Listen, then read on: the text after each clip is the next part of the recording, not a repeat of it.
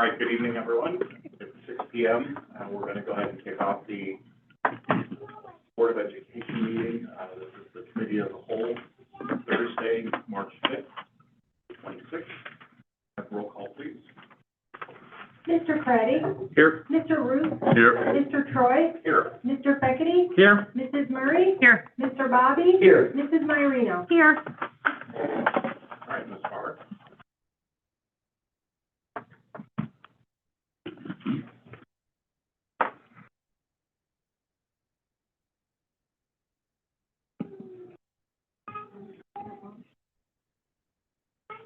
All right, please rise for the pledge of allegiance.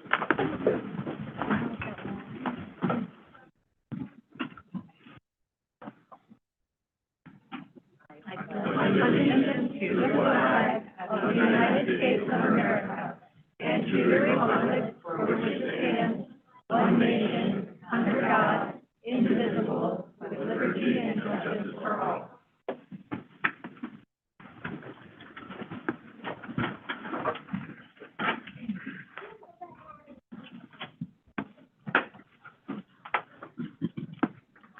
Good evening, Board.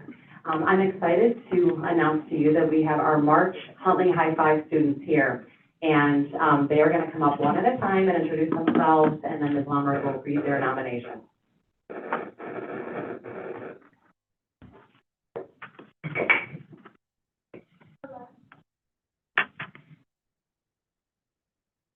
Hello, my name is Zaylin Velasquez, and I work at the elementary school, and I am in second grade. And Zaylin, this is what your nominator had to say about you. You want to step over here so you can hear all these wonderful things? Zaylin consistently demonstrates kindness and patience and leadership in Mrs. Runionwood's music class. He naturally supports and includes students from Mrs. Holzkamp's SNAP class, offering guidance and encouragement without being asked. Over the past 3 years, he's grown into a confident, compassionate leader who embodies our portrait of a learner as a collaborative teammate and a responsible contributor. We are so incredibly proud of the young leader that you are becoming. Congratulations.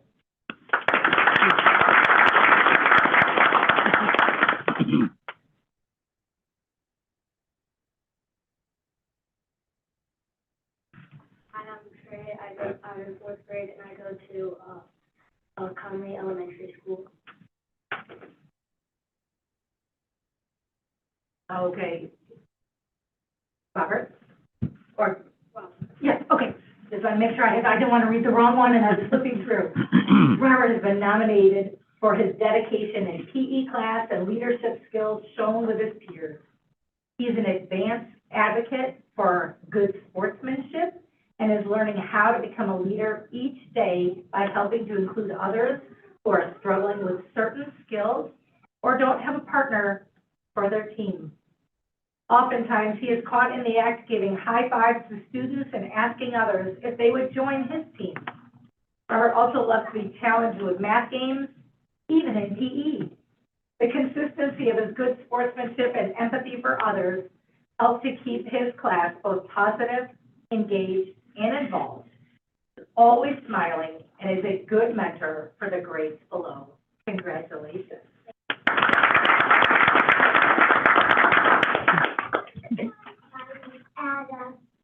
You know, I have lived in Mexico. I am kindergarten. I clean up. And Adam, if you could step up, oh, you gotta stay here and hear all these great things that your nominator said about you. Adam has been doing an awesome job in kindergarten. He is a hard worker both in the classroom and with his friends. He's excited to learn and has been making great progress academically and socially. He's kind to his friends and adults and loves to make his teachers very proud. Great job, Adam. It's been great to see your growth and progress all year long. Congratulations.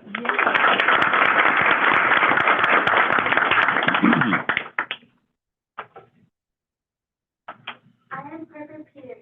I am in fifth grade and I go to Martin Elementary. All right, Harper, here is your nomination. We are proud to recognize Harper as our Huntley High Five recipient. He is an extremely hard worker who demonstrates respect every single day by following directions, staying on task, participating fully, and being a trustworthy and supportive friend to all. I have had the pleasure of being Harper's 4th and 5th grade teacher. You figure out who was your nominator? And I have seen firsthand how she always tries her best and perseveres, no matter how challenging the task may be. Harper is incredibly deserving of this award, and I'm so proud of how far she's come and all she has accomplished. Congratulations, Harper.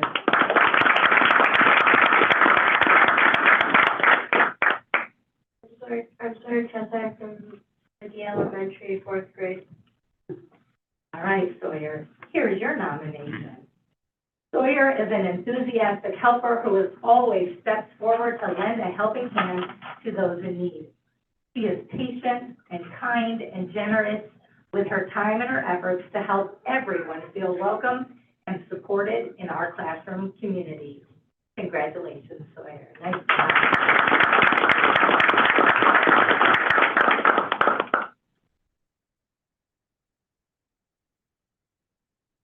Hello, my name is Dimitri V. I'm from Marlowe Middle School in 7th grade. All right, Dimitri, and here's your nomination. Dimitri defines what it means to be a critical thinker. She doesn't just look for the easy answer. She thinks independently and creatively to solve problems, even the most complex. Whether she is applying her strong skills in engineering to a new challenge or writing a deeply reflective response, Dimitri approaches every task with a methodical focus and a genuine desire to learn. What truly sets her apart is her courage to challenge assumptions. She is never afraid to take risks and respectfully call out misconceptions to help peers reach a deeper understanding.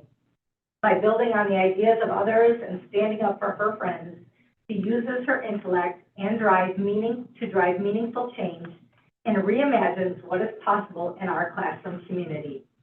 Today, we celebrate your integrity, your determination, and your commitment to excellence. Congratulations.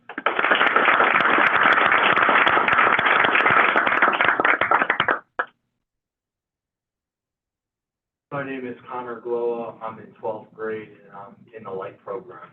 And Connor, here's what your nominators had to say about you. Connor exemplifies the portrait of a learner through his perseverance, responsibility, and commitment to growth. He consistently rises to the challenges presented to him, demonstrating a strong work ethic in both academic learning and work-related responsibility. He approaches his assignments with diligence and shows openness to new opportunities, reflecting as a learner who is motivated and willing to learn. He interacts effectively with staff members and peers, highlighting the teamwork and communication skills emphasized in our portrait of a learner. Connor's ability to work well with others while maintaining accountability for his own learning speaks to self-responsibility. Over time, he's shown consistent growth as a student, building both skills and confidence.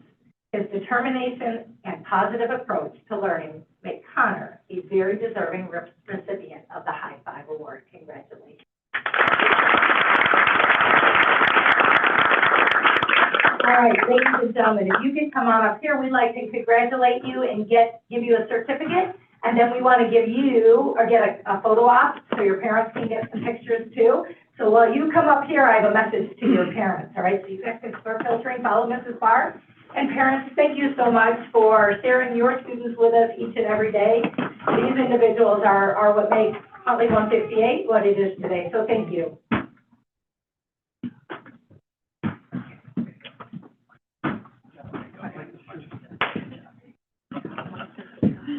Good job. Good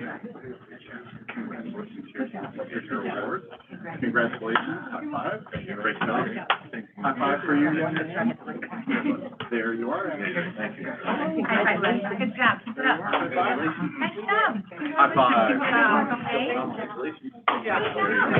Oh, there you go. All right. Thanks for doing that. There you are. Great job. Congratulations. Nice job. Congratulations. Great job. You're welcome. Great job. Good job. Yeah. Congratulations, keep up the great work. Congratulations.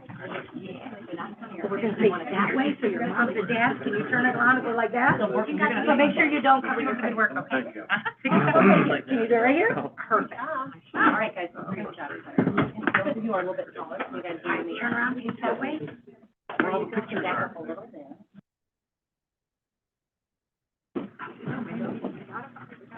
You can come up, parents.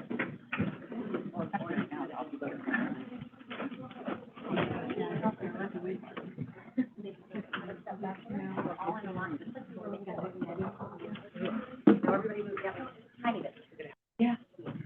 I know. All right, everybody look at Mrs. Barr first, and then look at your parents.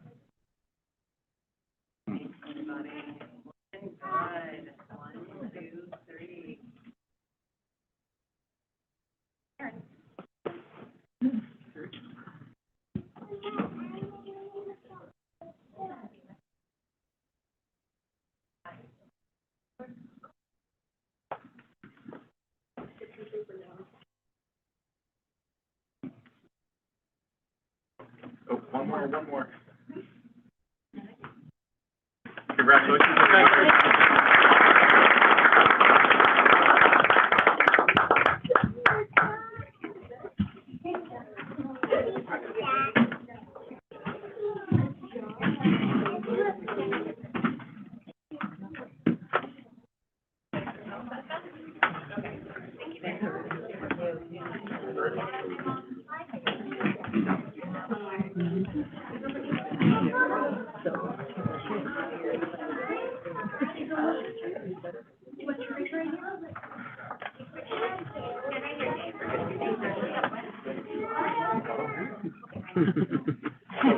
Take a moment. My moment too, mine, Thank you for supporting your students. Thank you.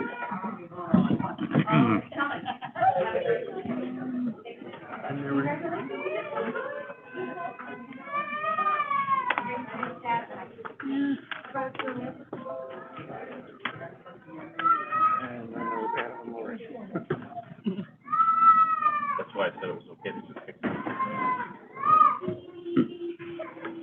remember those days.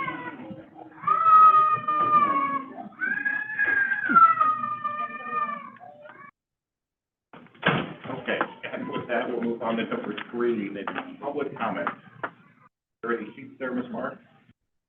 No sheets? Okay, no sheets. Item 4, revision and adoption of the agenda. Not so much a revision, I just want to make you aware, Nico is going to give us a small little update during, where was it? Number 11. 11, community relations and student outreach. I know it's not on the agenda, it's just a real short thing, but I wanted just to make you aware that here with the reasons. Kind of hurts. Other than that, there's really no revision or adoption for the any, if there's any objections or anything to add, now's a good time. All right, with that, I will go ahead and move to adopt the agenda as it's presented. Second. Second by Mr. Craddy. All in favor, please say aye. Aye. Opposed? 7-0.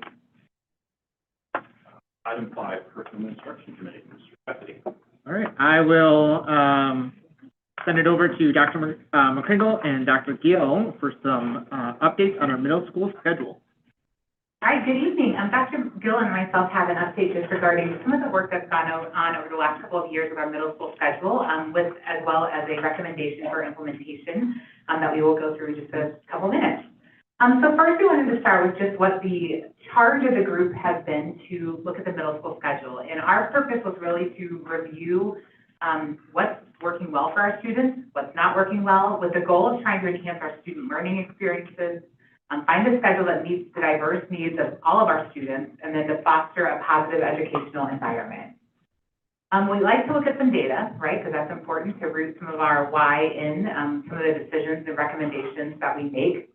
And I put up on the screen just some of our IAR math data over time. And remember, this last school year, they did revise our state norms. So just remember that's what that big adjustment is there. But if you look in our last couple of years, we had a large chunk of students in the yellow and red. And before there used to be an orange, but they collapsed that fifth category, and that's why it's now just yellow and red. And we want to make sure that we're meeting the needs of all of our students, as well as trying to grow that dark green group up top, which has kind of been stagnant over time for us. And so we want to make sure we always have our eyes on all of our students able to grow in the best way within our schedules. Here's that same data for our literacy at the middle school level on IAR, which is our state assessment. We still have, well, it's a smaller group of kids in that yellow and red, and that dark green is a little larger. We still know that we have kids that need that need their needs met. And so we really wanted to root it in that data. So our journey to this point, a couple of years ago, and the middle school schedule has actually been talked about for almost a decade in Huntley overall, and just trying to figure out what's the best way to use our time that we have with students. But 2 years ago, in the winter of 2024, we did go ahead and convene a task force, which was representative of teachers, support staff, and administration from both the district and the building level. Last spring, we went around to every grade level and every pod and every group of teachers at both middle schools to get some feedback. We took some time to collect and analyze that feedback from our teachers on what's working and what's not with their current schedule. This last fall, we realized we had a piece to our puzzle that we hadn't really tapped into, and it was our students and their voice.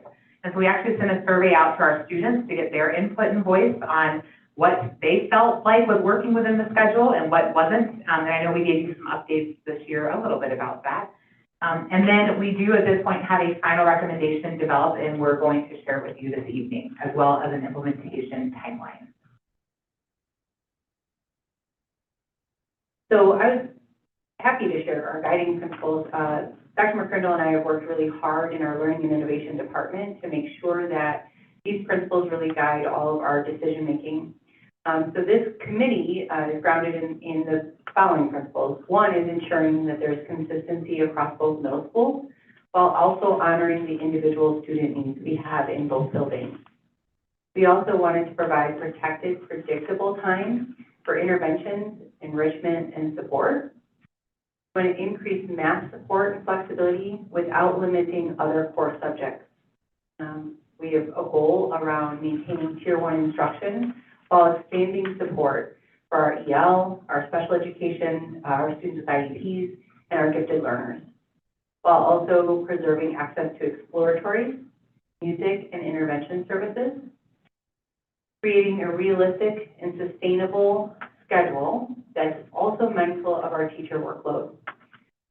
We wanted to make sure that we embed that intentional Tier 1 support in social emotional learning and build a flexible structure that is grounded in student voice, but also allows us to really look at the data of our students and adjust from those places. We did consider many different options, and we're going to tell you the one we landed on, but we wanted to also just show the ones that we did not land on and a little bit of the rationale as to why we didn't go there. We looked at, currently in our schedule, we have a double block of literacy time for our students, and we looked at decreasing that literacy time.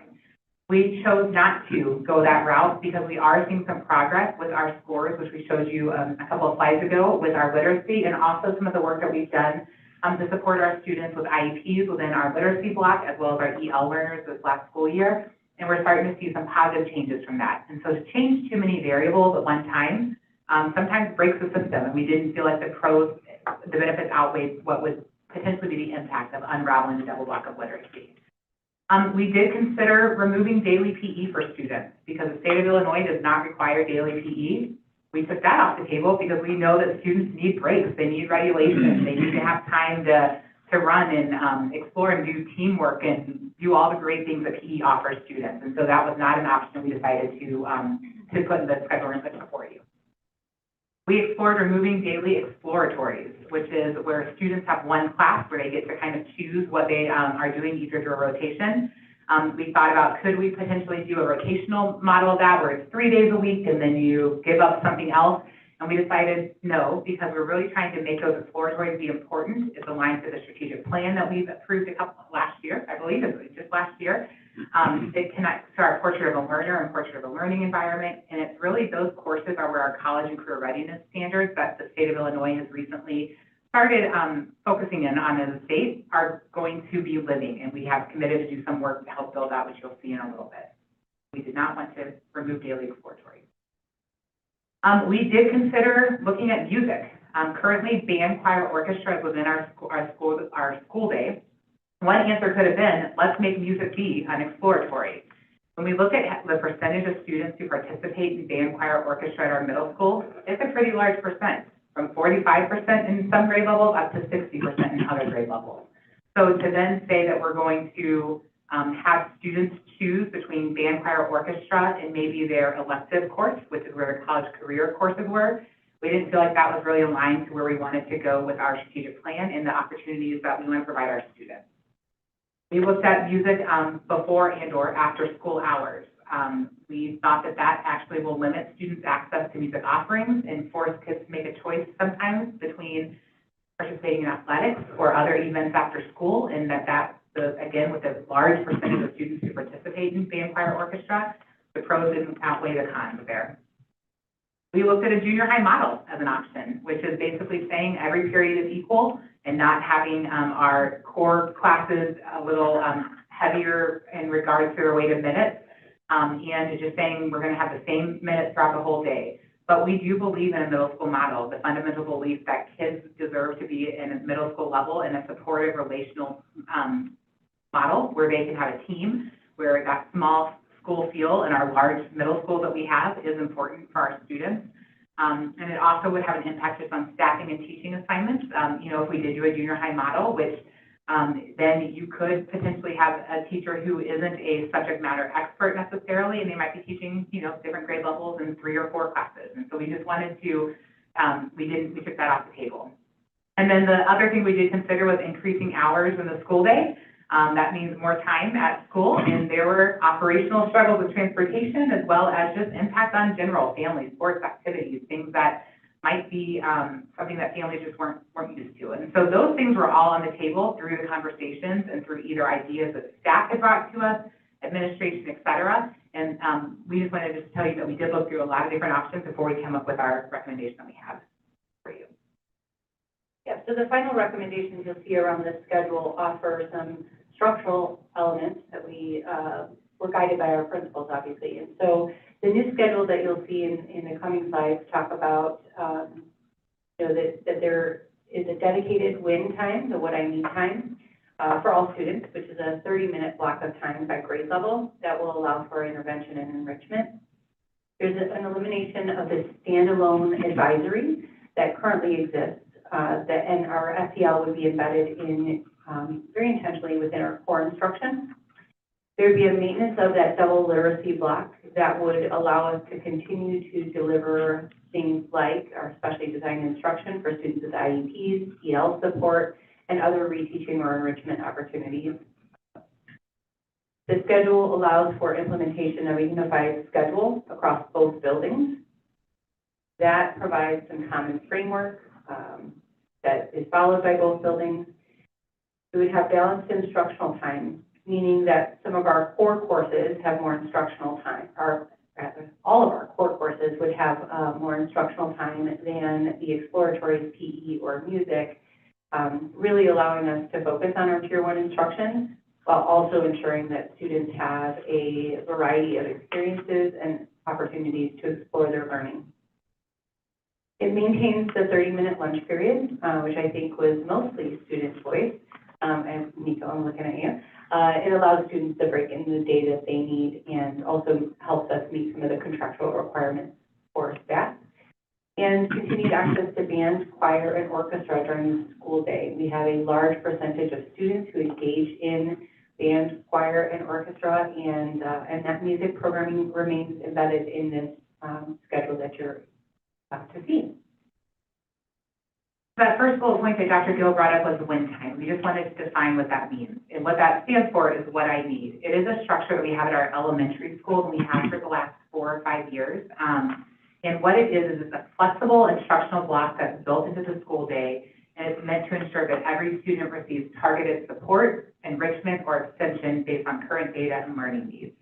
So it's a time of the day that is protected, where kids aren't going to be skipping or not able to get that support, Because right now, the way our schedule is set up, is some students don't receive their supports or have to make a decision between band, choir, orchestra, exploratories, or getting their interventions, or their SDI there for if you have a child with an IEP, or language support. And so this would give a dedicated time where nothing else is scheduled for that grade level or for those students, that time would be for them to receive that without giving up something else. It is not meant to be a study hall. It's not meant to be free time or a time for completing homework. It would be intentional, data-driven instructional time that is aligned to our MTSS structures.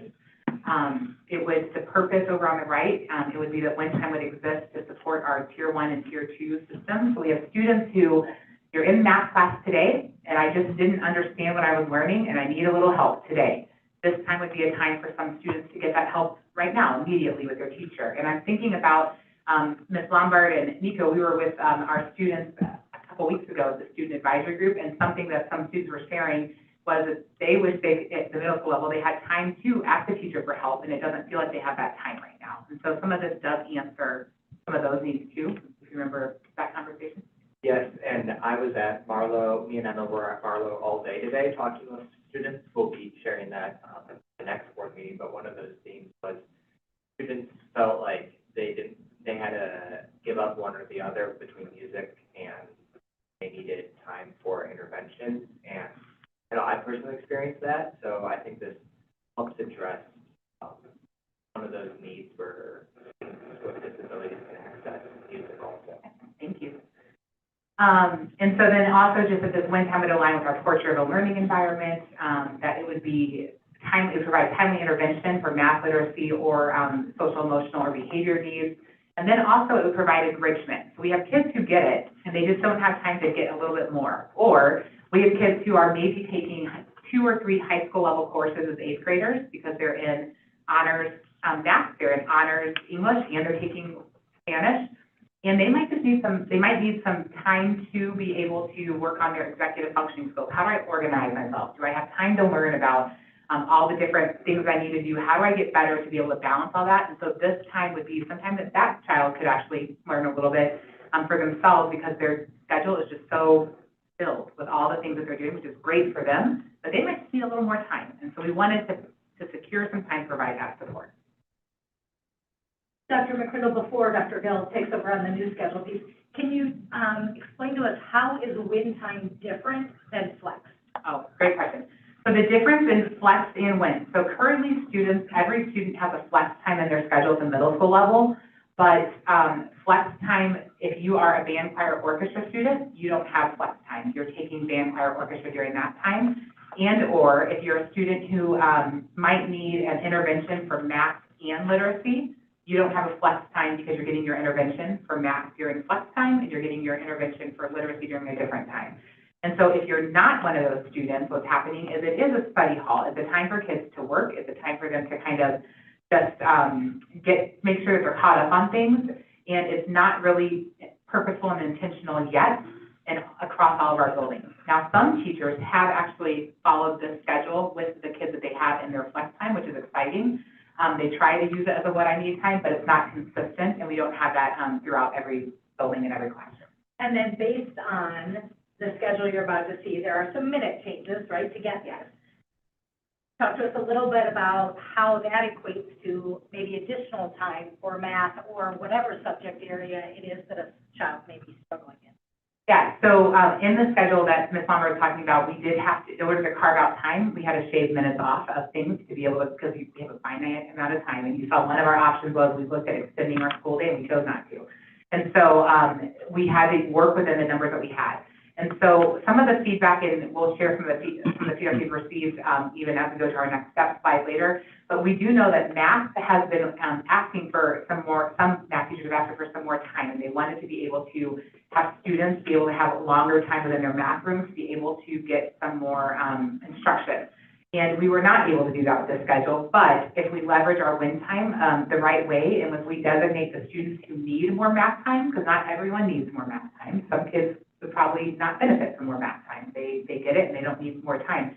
But some kids do. So if we can leverage our WIN time the appropriate way, you can create a schedule where certain kids might get more time in an area that they need more time in, while others are able to use those minutes a different way. So it's really meant to be a 30-minute chunk of time that we can say, the Lombard needs more literacy, the Shaggy, you need more math, and that's kind of just divided up that way.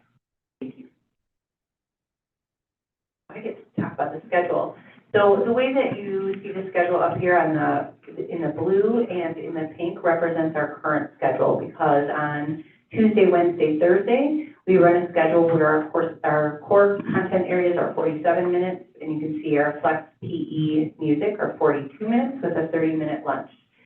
On Mondays and Fridays, we have that dedicated advisory time, which is a 22-minute period of time, and then our core classes are 42 minutes. Flex Explore Music are at 42 minutes, and we still have the 30-minute lunch. So all the way to my right, your right, the green is the example new schedule. And so the new schedule reflects what Dr. McCrindle was saying about our core courses are set at 42 minutes, which overall is a reduction when you compare the Tuesday, Wednesday, Thursday schedule. Our wing time would be 30 minutes, and then our Flex Explore and PE and music would be 40 minutes. So that's the new schedule. Looks always nicer on paper, and when we make it color-coded. I think what's important is in our next slide, what you'll see is that in order to really see how this would function for a variety of students, we ran a number of different scenarios because every student needs something a little different. And so we considered what it would look like for a student who, let's say a student with an IEP, student one, who received resource and co-taught literacy with goals in math and executive functioning, and they're also a student who wants to engage in band. What would their schedule look like? How would you compare that to a student in, let's take student number 3, who is dual language, EL, and needs an intervention, versus a gifted 8th grader, versus a student in the general education setting who is also in band choir orchestra. So running through the different scenarios helped us try to problem solve what would be some of the challenges we might run up against, and also what are we trying to solve for when we are hitting some of those roadblocks, so that we're accomplishing what it is we said were our guiding principles. We want to make sure that all students get what they need, while also not disrupting their access to their core instruction. So Either one of you can answer this question, but I know that part of the process, you looked at a variety of different middle schools to see how many minutes they have for various subjects, and it's all over the board. But we also do look at, when we, just recently, right, we had talked about where are some of those school districts that might be outperforming us in some of these areas. You want to talk to us a little bit about what did you learn about their day, and again, we have to do what's best for our students, but you did take a look into, we don't want to create something that potentially can take us backwards. But in looking at that, what were some of the findings that you saw about minutes? Yeah, we looked at, like you said, quite a few different middle schools around, as many that we strive for, so our comparables that we try to monitor our achievement to and our data to, as well as just ones around the area. And what we're putting on the table is similar to what most of them are choosing to do. And the number of minutes in some of our schools that actually outperform us are less than what we have on the table for some of our core classes. And so it's interesting to see that the amount of time in class isn't always the deciding factor on how well kids are doing. It's really how we're using our minutes and our time. And so that's something that we definitely know we need to take a look at, because we hear the need to have more time and to try to figure out how to do it. But again, we have to make a decision within the hours that we have and how we best leverage that for kids. With this, I just wanted to add, and Dr. Gill, thank you for explaining it so well, but what we did find when we sampled out just different students was for a child who has a lot of needs and wants to have exposure to different areas, having this win time did open up opportunities for them that they didn't have before. And it also allowed our students who maybe are taking the highest level of courses a little bit of a, there's a time that they can reflect and they can have some time and breathing wiggle room within their schedule to be able to organize themselves and better be able to be prepared to learn. And so it was exciting just to do this exercise and just see how it really did impact different students and their schedules, because it forced us to really see what's the kids' experience like and how does the day go, because they're going class to class to class, and it's easy to lose track of what kids are doing day to day. So our next steps, and I'll be honest on this, we definitely revised our timeline from this. We have been talking with our teams at both of our building levels and gotten some feedback from some of our staff that had some questions about what does this look like, the win time specifically and the structure. And teachers were sharing, you know, that they want to make sure that we're rolling this out in the best way, in a way that will be successful. And so sometimes when we try to rush something through, we almost mess up early on, you know, and we don't give it the time to do it the right way. And so we heard them and we said, okay, well, we're going to adjust our timeline a bit to be able to make sure that we're doing this successfully. So our next steps that we have are this spring, just to build out our grade level schedules, because what you saw was just a mock of what it could look like, but it does look very different when you put a 6th grade, 7th grade, 8th grade, and you're building in plan time, which is contractual, and lunches and all the different parts of that. And we're going to do that with a smaller group of teachers to help identify what that looks like with our building admin, just to say what this looks like for 6th, 7th, 8th grade, because they each kind of follow different schedules. And finish building out what that win structure really looks like at this spring. We would then, in the fall, refine and develop that win structure with our teachers and resources and make sure they have time to understand what that is, and even try some of them within their schedule next year with the current schedule that we're operating. We're going to maintain that for next year, and then finalize any recommendations for implementation next spring and address outstanding needs, and then implement in the fall of 2027 and monitor and adjust as needed.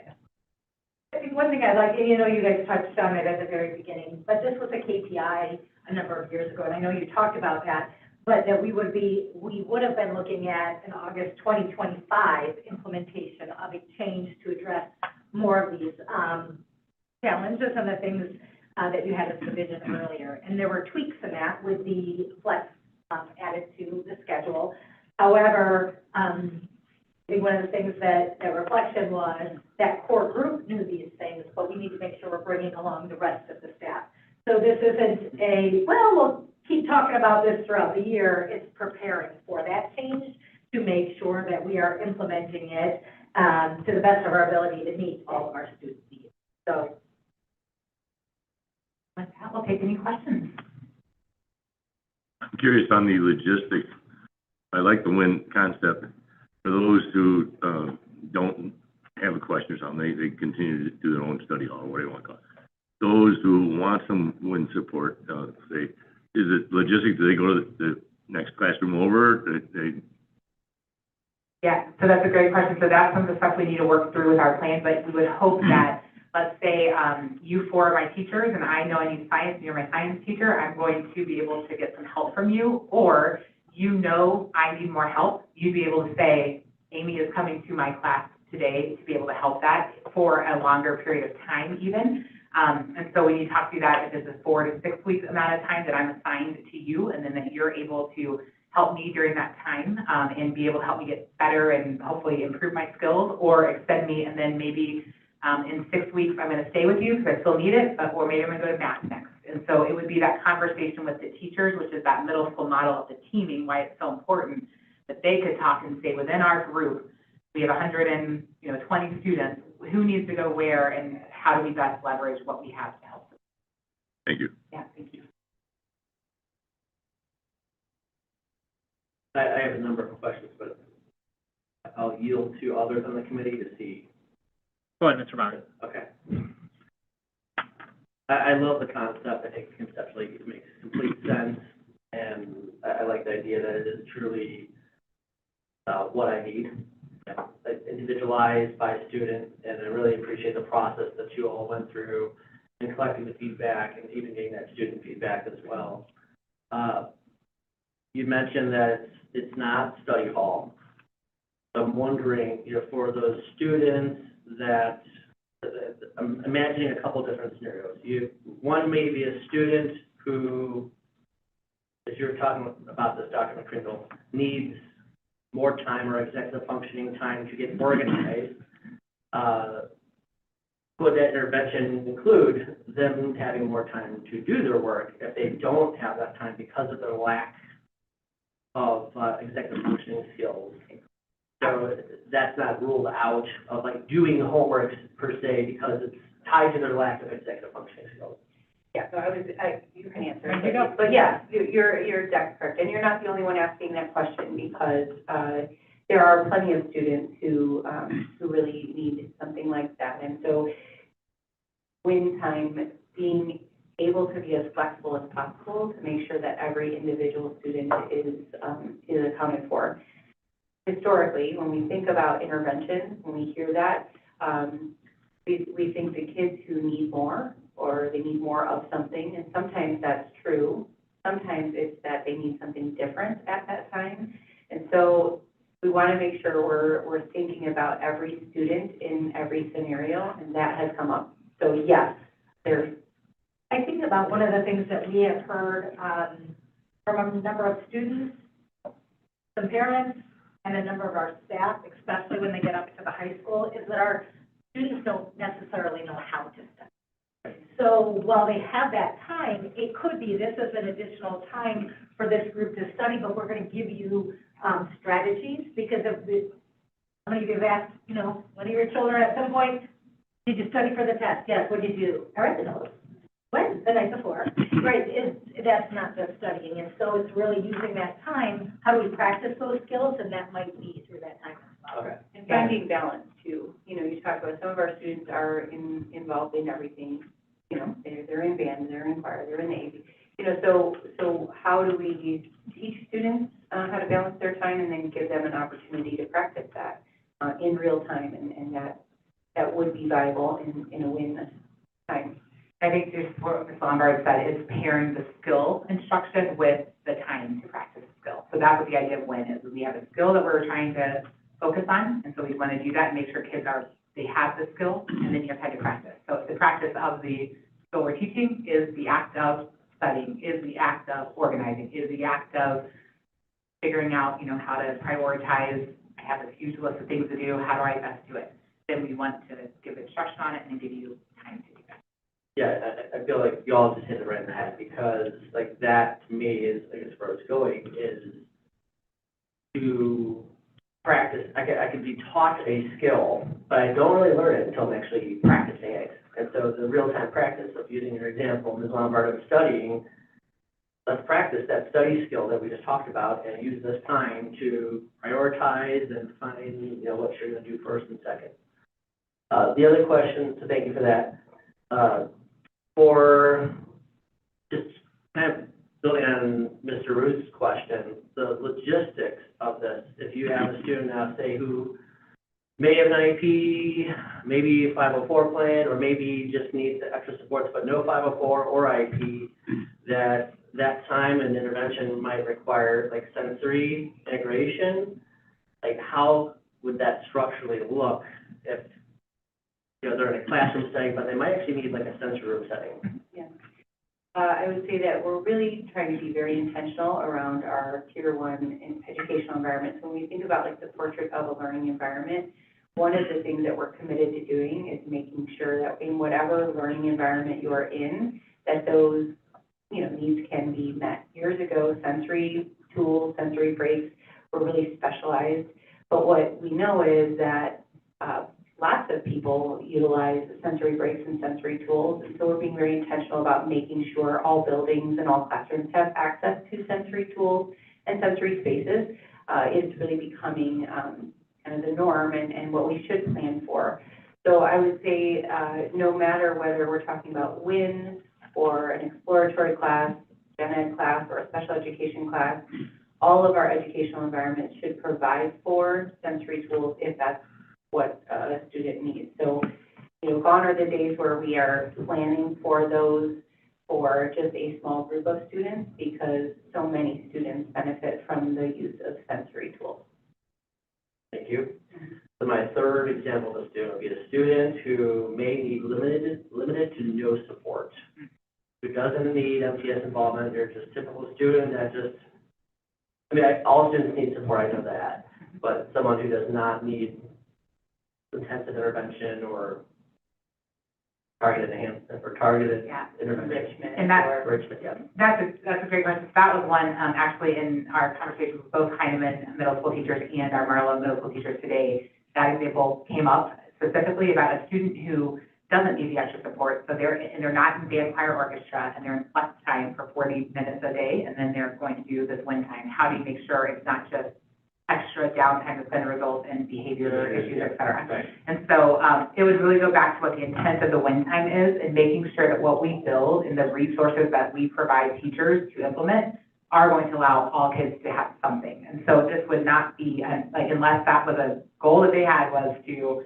do more executive functioning skills to practice it, we want to have something built out for them. And we need that time to really, to build those. And so that could look like for some students, additional, project-based learning opportunities where they are exploring something that maybe is connected to the science concepts a little more in depth. It could be some book clubs. It could be something different for different kids, but we need to really have the time to build out what that looks like so that it's not just unstructured time that results in an issue. And that was something that came up and we said, we hear you, took the notes and said, we need to make sure that we can answer for that so that you feel confident that that's not. Would this be an area where we could address some of our college and career readiness, where they want to explore different Future career, yes, things thank like you, that? yes. Get them more into what are the trades, what Correct. opportunities are out there? Yeah, explore job options and things like that. Yeah, I was gonna say, the teachers had, when we were reflecting and talking with staff, have some really creative ideas, and some teachers are doing some really excellent things to offer some of those, activities and opportunities. I think there's great opportunity for service learning. There's so many things we can do, and I think what it highlights for us is that we really need to make sure we are, collecting all of those ideas, brainstorming them, and then building a structure that feels sustainable and doable and appropriate for, for those scenarios too. Great, thank you. Do you have any fear of, I'm so sorry, Go ahead. of any fear of a student being hesitant to be categorized or stigmatized by asking for help? Well, I would say, it would be a really good opportunity for us to teach them why it's so important. And so if that comes up for students, I think it's really important that we acknowledge that and help them navigate how to do that with confidence. Self-advocacy is one of the skills we want all of our students to be confident in. And so I don't know that, I would say I'm worried about that. I think we're cognizant of it, and we want to normalize the idea of asking for help in a way that feels proactive rather than reactive. So I would look at that as an opportunity for us to really empower our student learners. It's also something our elementary has had in place for a number of years, so our students that'll be in the middle school are used to that kind of a model. I think the important piece is going to have their voice at the table too, so that we did hear from some students, they may, I'm not gonna raise my hand in front of everybody, but I might feel more comfortable going to see the teacher, and because it's going to be so fluid and rotating, that kind of model. Sorry, that's okay. That's constantly changing. They shouldn't be able to know, oh, so-and-so's in here for this. There may be people in for math that are getting enrichment, as well as others in that same room for math getting additional intervention time. So they may know they're in there for math, but it might not really know exactly. All right, then, comment and final question. I know you met with, the middle school students, you're saying, Chico. I've heard from middle school students, they love the split literacy. And because they feel that if you have back-to-back literacy, it feels like a literacy marathon. In some case, I don't know mathematically or logistically that's possible for all students, but just that was some feedback. But the last question I had was about eliminating the advisory and integrating that into the core classroom. It's my understanding that would be a course where they talk about SEL, talk about things like cyberbullying. I'm guessing the staff would have feedback on how do we incorporate this. If I'm teaching, if I'm a literacy teacher, how do I pivot and talk about cyberbullying? Right, so so this actually came from one of our feedback sessions. I want to do it over at Marlowe one time when we were talking about the SEL and just how it's working within advisory. And advisory has been received I would say hot and cold from both students and staff. So staff have reported that it doesn't feel like it's the intent of what it was meant to be is actually they're able to do. And then in surveys, students said sometimes they're assigned a teacher that they might not even have until 8th grade as a 6th grader, and they're like, I'm gonna be forced to connect with you, and I don't even know who you are. So it just wasn't meeting that goal. And so when we talk about social emotional learning, if we think about literacy, for example, there are times where you're reading a book and we're talking about conflict anyways.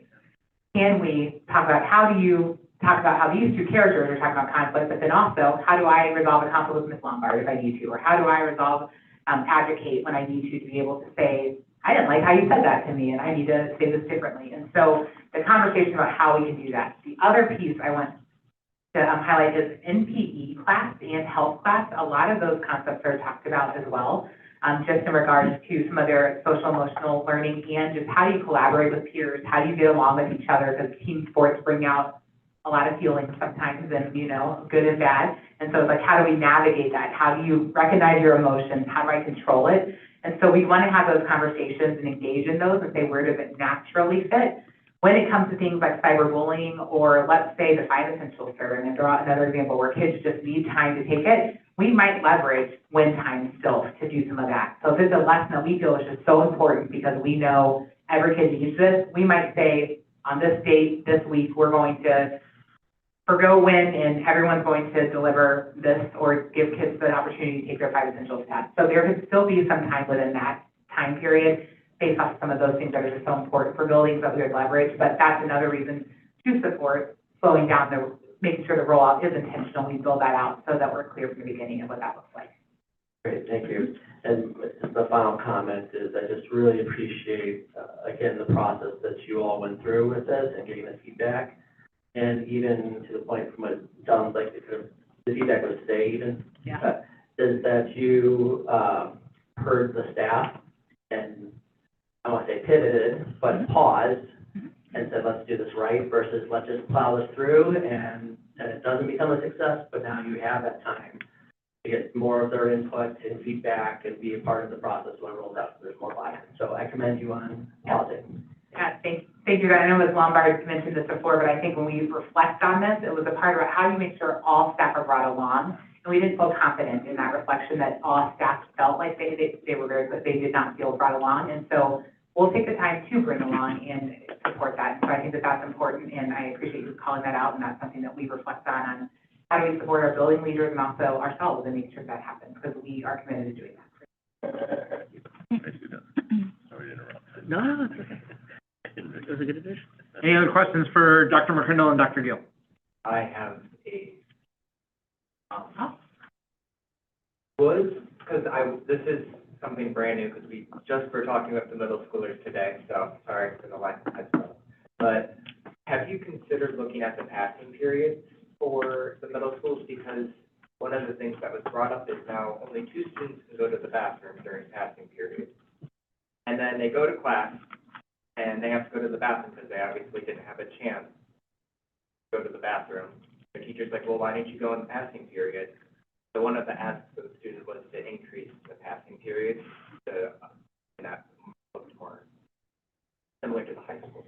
We saw in the surveys, there were some students that did ask for more time in there. We did not add more time because we wanted to make sure we leverage our time within our day to be instructional as possible. But that would be something, I think, a process that we'd want to talk to our teams about to try to make that a little different. But we did see feedback asking for more, and we did not add, I think that would be a question that, we can definitely, that feedback going back to the building administrators, is I don't think that's necessarily the same, at both buildings, or maybe even team to team, so maybe there's a reason for that. So even if it was a 5-minute passing period, they may be limiting the number. So it's how do we address what is the concern and how do we tackle that so that all needs are being met. So that'll be feedback, we'll make sure that it's shared with the building administrator. It may not be personal to me, but almost every single student says this, so I felt like I had to just bring it up. no, thank you. And then is the win time a grade, or how is that looking like? Is it similar to SPS at the high school where it's like a pass-fail? Because I think the thing that might be missing here is the students are like, this is an extra class. I'm not getting graded, but I have to do more work. and that motivation for students to actually do it, we're like, I'm not gonna do extra work and not get credit for it. Yeah, so that was a question, that some staff brought up as well, is about how to make sure kids are motivated to do there. And our intent is not to put a grade on this because it is meant to be so flexible with a student needs. But we do need to make sure that we're motivating kids to want to do the work. And so that's on us for what are the activities, what are the things we're gonna have kids engage in? And then how are we using their progress to adjust what we're providing or not? And so, that feedback is heard. That was something that came up from staff as well, as just how do we make sure kids are motivated during that time? And grades aren't always the right motivation, right, for kids. And so I think that's a charge to us as educators, of how do we best make sure kids want to be here and doing the things that they want to do without always dangling, a grade over. And then this is more of a comment, but something that I connected this to is when the schedules for when are being developed for each student, is it going to be a student and teacher collaborative discussion? Because a lot of students express that they want to have a choice in what they're learning. And could this be something that is a partnership, not just the students, not just the staff assigning you math for 4 weeks, where students are able to help advocate for themselves and have a choice in what they're, after all, it is what I need. I think that I would answer that it will depend. I think sometimes as adults, we may know, Jessica, you really need this help with fractions or whatever it is, and I may say, no, I don't, I want to go and study this. So I think that those are more conversations as we build up, each of our students, their ability to know what are their strengths and what areas are opportunities for growth. I think throughout the year, it's going to be important that they do have a choice at times during that year. And if they're able to see that, I think that that's a good balance, that they'll be like, okay, I get that, yeah, you need this, this extra support because this is my grade or this is that, or it's what you need to be able to, advance into the next, whatever course it might be. Even if it's just like a survey for like, Sure. what I want to work on for this month, or if a student is really struggling with reading and writing, well, then which one do you want to work on? Nika, we've seen that at our elementary schools, mainly our 3-5s right now, is really building in that student growth goal. And they're looking at sitting down, and the students are looking at their data, and they're looking at their classwork, and they're developing, hey, I'd like to work on this. So they set a goal for themselves, and they meet with their teacher around that. So as that gets embedded, they'll be more comfortable as they roll up to the middle school for that kind of a thought as well.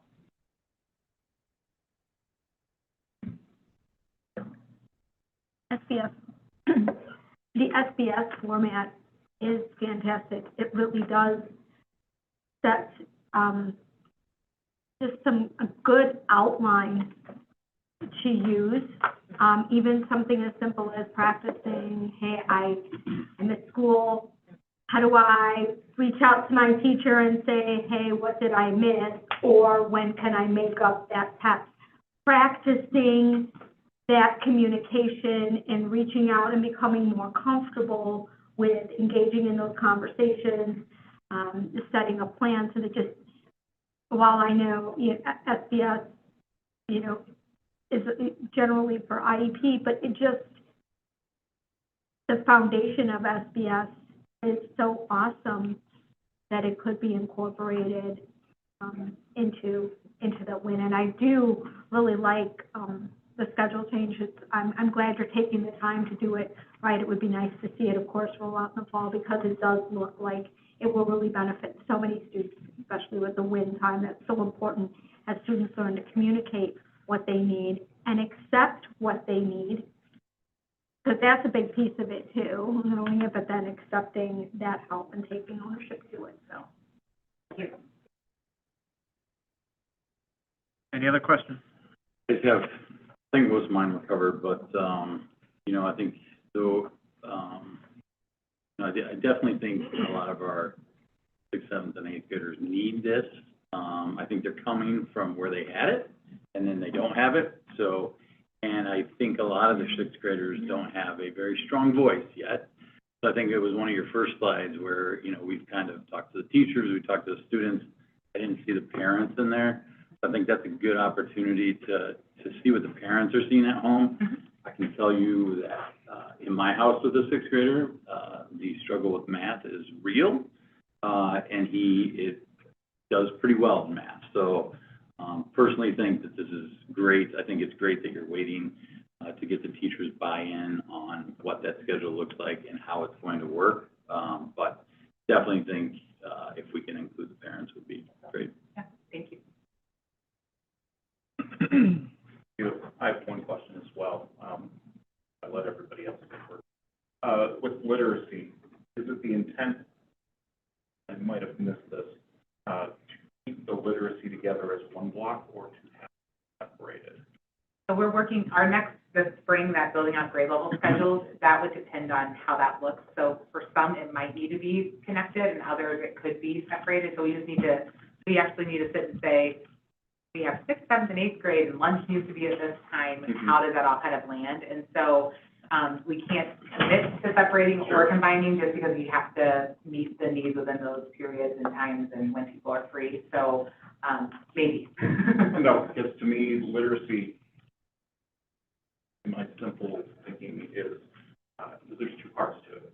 There's the written literacy and then there's the reading literacy, and they're not necessarily the same, especially in this day and age when reading and writing literacy, you see it in kids with text messages and the briefness and how they write, there's genuine need. And so, but there's also the need to split it because they're just conceptually different ways to take information in and put it out. So that's why I was curious if we're anchored to having them together, or if flexibility is needed in order to split them up as needed, because you still may need to have a dual literacy block because of a reading component that necessitates that, or vice versa, writing. And this was getting a little bit off track, but in light of our session with last Thursday night at the ISD meeting with AI, how does, I know that's not part of scheduling, but from a curriculum standpoint, how does that play? It doesn't play, never mind. Well, I mean, what we want to do is just make sure that we have time and space within the day for students to leverage the tools when it's appropriate, if the teacher is ready to, and when the teacher is able to do it. So, we have not selected or purchased anything AI related for our students yet at this point. We've been leveraging just the free tools with Google and other options. And so, like the presenter said, we feel good that we're aligned to that. And we also have that red light, green light, yellow light concept with AI, and it's really based off of the teacher and what they're ready for right now. Some teachers are ready to have kids using tools a little bit more than others. We've been doing professional learning all year, really related to that, and our goal would be to move to more of students being able to access it because it is the reality. And how do we use this tool safely, and how do it can be a really great tool to show learning in a way that kids have never been able to show learning before. And so I think with the schedule, it doesn't impact that part. We have time and ways, but it doesn't impede our use of and supporting our AI plan. And I fumbled with the words. Yeah, So there was a question in there somewhere. I'm not sure I did a great job of putting it out there, so. No, I got it. Yeah, you're right.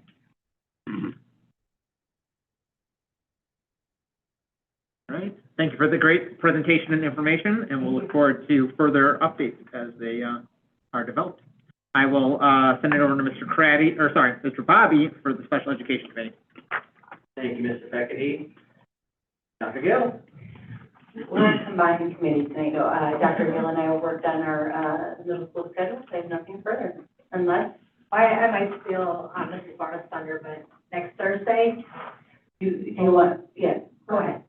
You can give it, I don't want to steal your thunder, but so the Polar Plunge is coming to us at Huntley High School, which is super exciting. An opportunity for us to support our Special Olympics. It's the first time we're bringing this together. It was a great partnership that Ms. Lombard really spearheaded, and our people kind of said, all right, we're gonna take this and run with it. So yes, I'll be plunging. I know there are like 4 other special services administrators plunging. We're all just plunging for the great cause of the Special Olympics, and I know it's near and dear to all of our hearts. So thank you for mentioning that. And the Huntley Police Department really, Yes, so they are who brought it to our attention and said, could we partner in this way? And, yes, please, and thank you, and we will be there. So if you are not doing anything next Thursday, I know you're not gonna be in a board meeting. So, yeah, come over to Huntley High School and jump in. I don't know, just jump in. It's a, Could I nominate Mr. Craddy as our board representative? I believe you can, and you just did, and I second the, I don't get the second. Not on the agenda. Oh, sorry. Well, now we're going rogue for sure. Thank you, yes, so, I know Ms. Barr has, let's see. Thank you for letting me shout out. Thank you, Dr. Gill. Does anyone from the committee have questions for Dr. Gill? All right, I need one from the board. Okay, thank you, Dr. Gill. Mr. Grady, Finance Committee?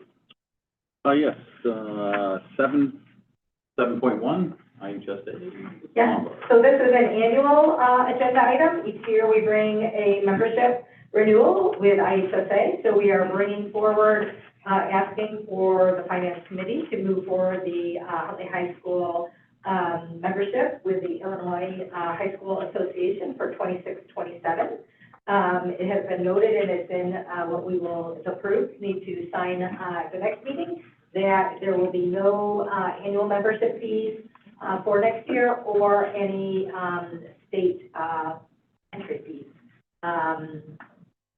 for that. So that's been what we've seen the last few years. I think, I don't know how long that will last, but we'll take it while it can come.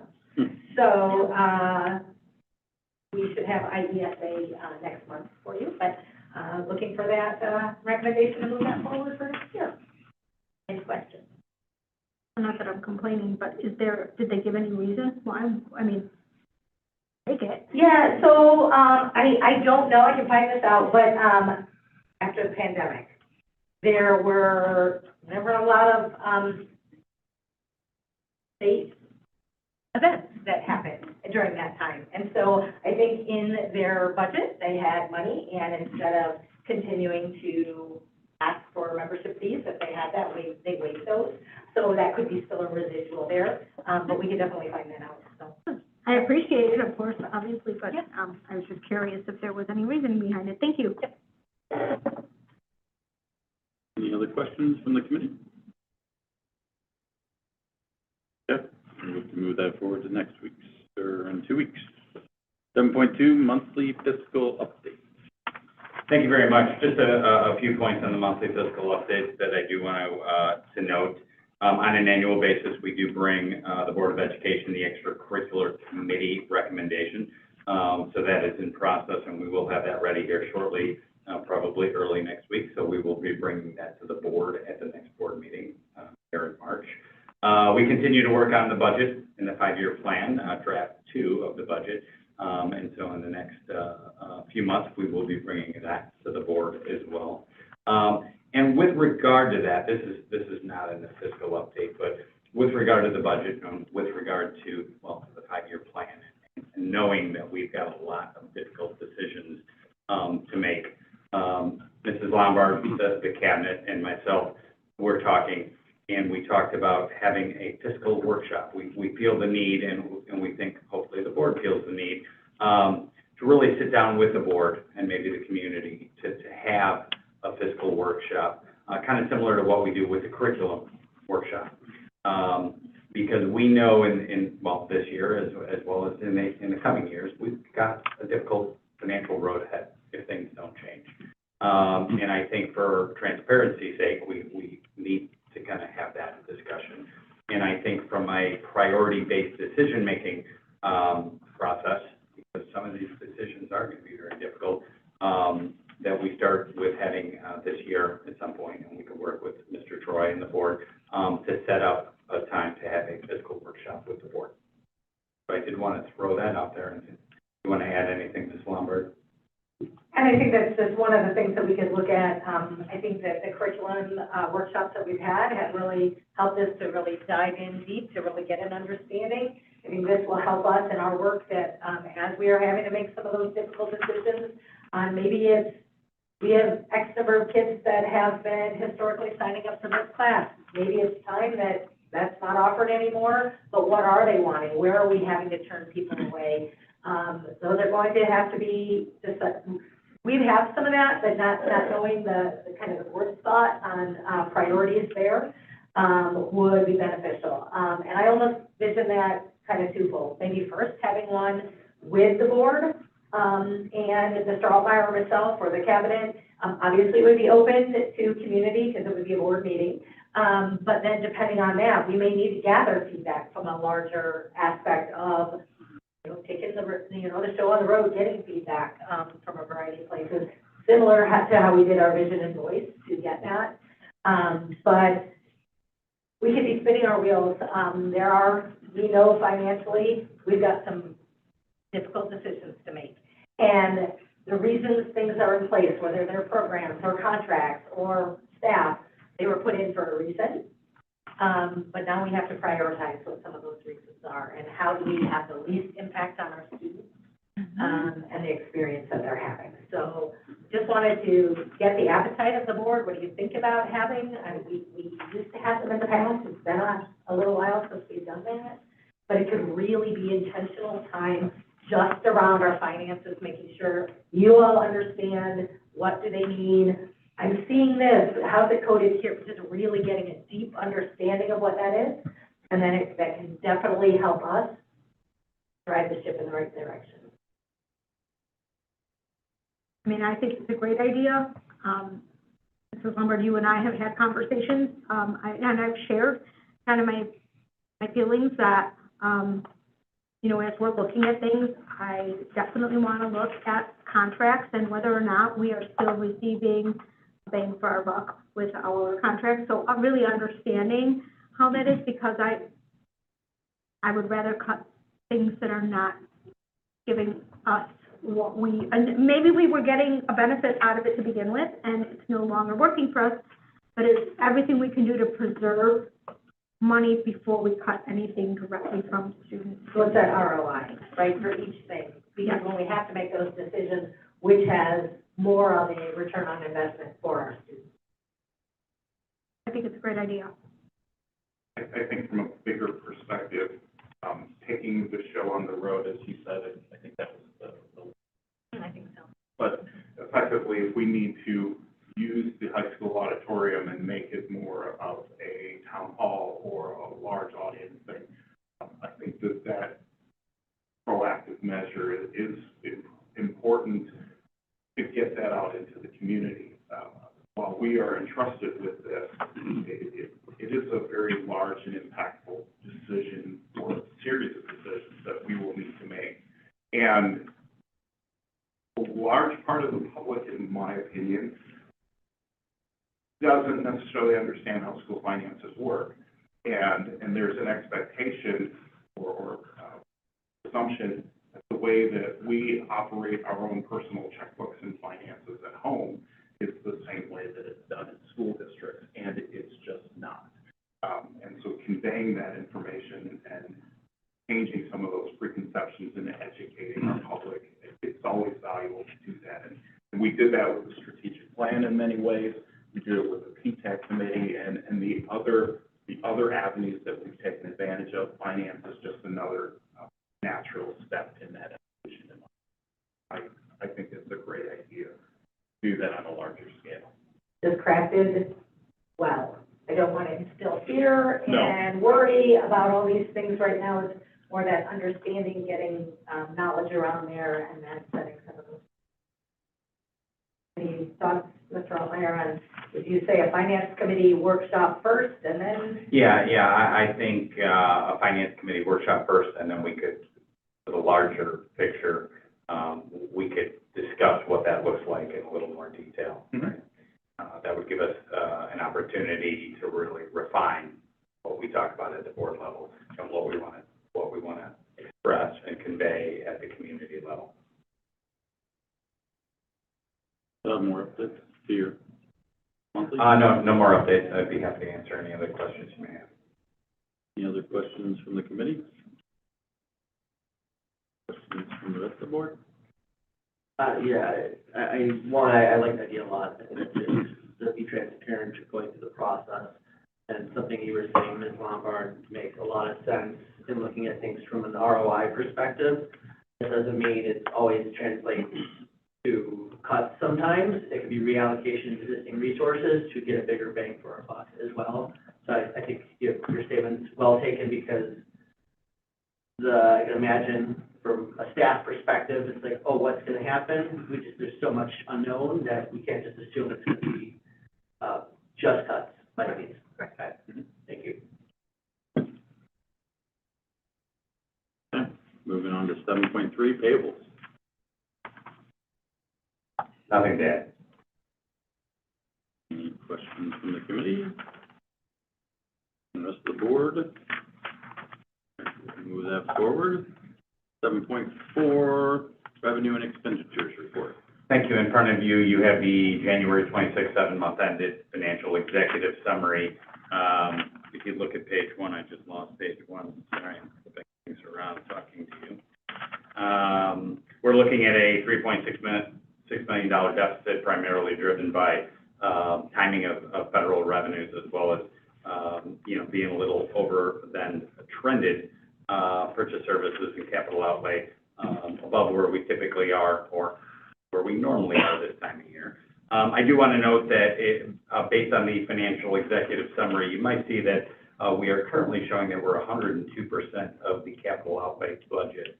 That is not necessarily the case, because if you do look on page 2 for Schroeder Asphalt, and I'm looking into this, that was a holdout from a prior year capital project, and it was probably paid out of the capital project line item, but that amount is sitting on the balance sheet as a holdout item, so that's an accounting thing. So we'll look into that and get that corrected for the next financial executive summary.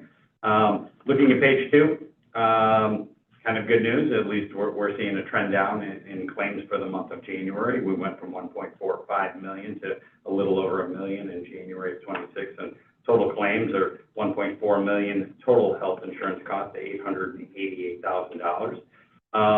We're still trending significantly over budget. If you do it the straight line analysis, we're trending about $800,000 currently over budget. I do believe it'll be a little more than that, because we do have these ups and downs throughout the year. As noted here, November claims are 1.16 million, went up to 1.45, it goes down to $1 million.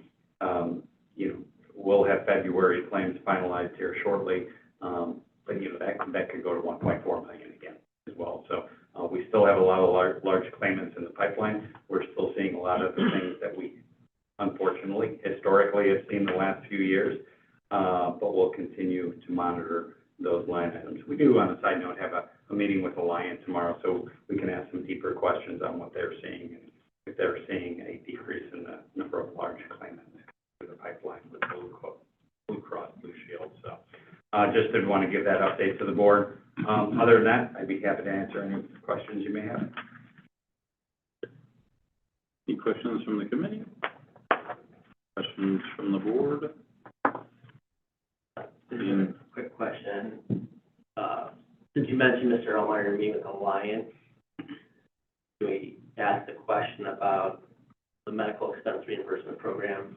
If, what that would even look like? Yeah, we can ask that, and we have asked that in the past of them, and then we'll refine that answer, because I think we did get back to you on that, but we'll refine that answer and get that back to you. We're also, the Health Insurance Committee, HR, Dr. Zare and myself, we are continuing to look at the co-op opportunities, moving towards a co-op versus being, to provide us savings on the fixed cost side. And if we go that route, that would not be an opportunity for us, but we'll bring you up to speed on that when we go down that route.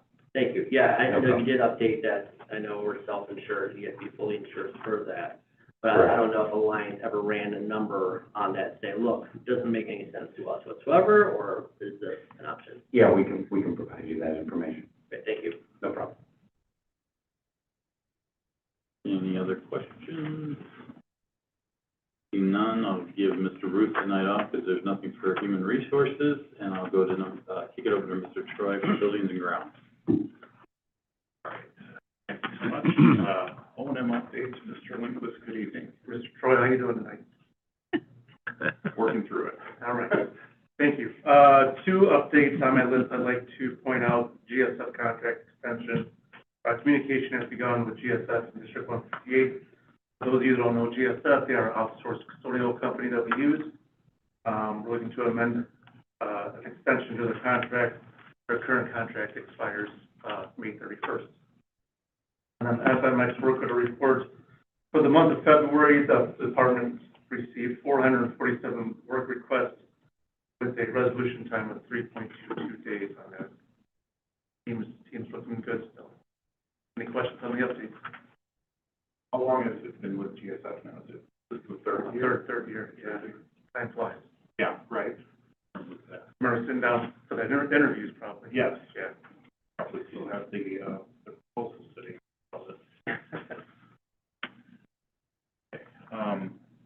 And how long was the extension again?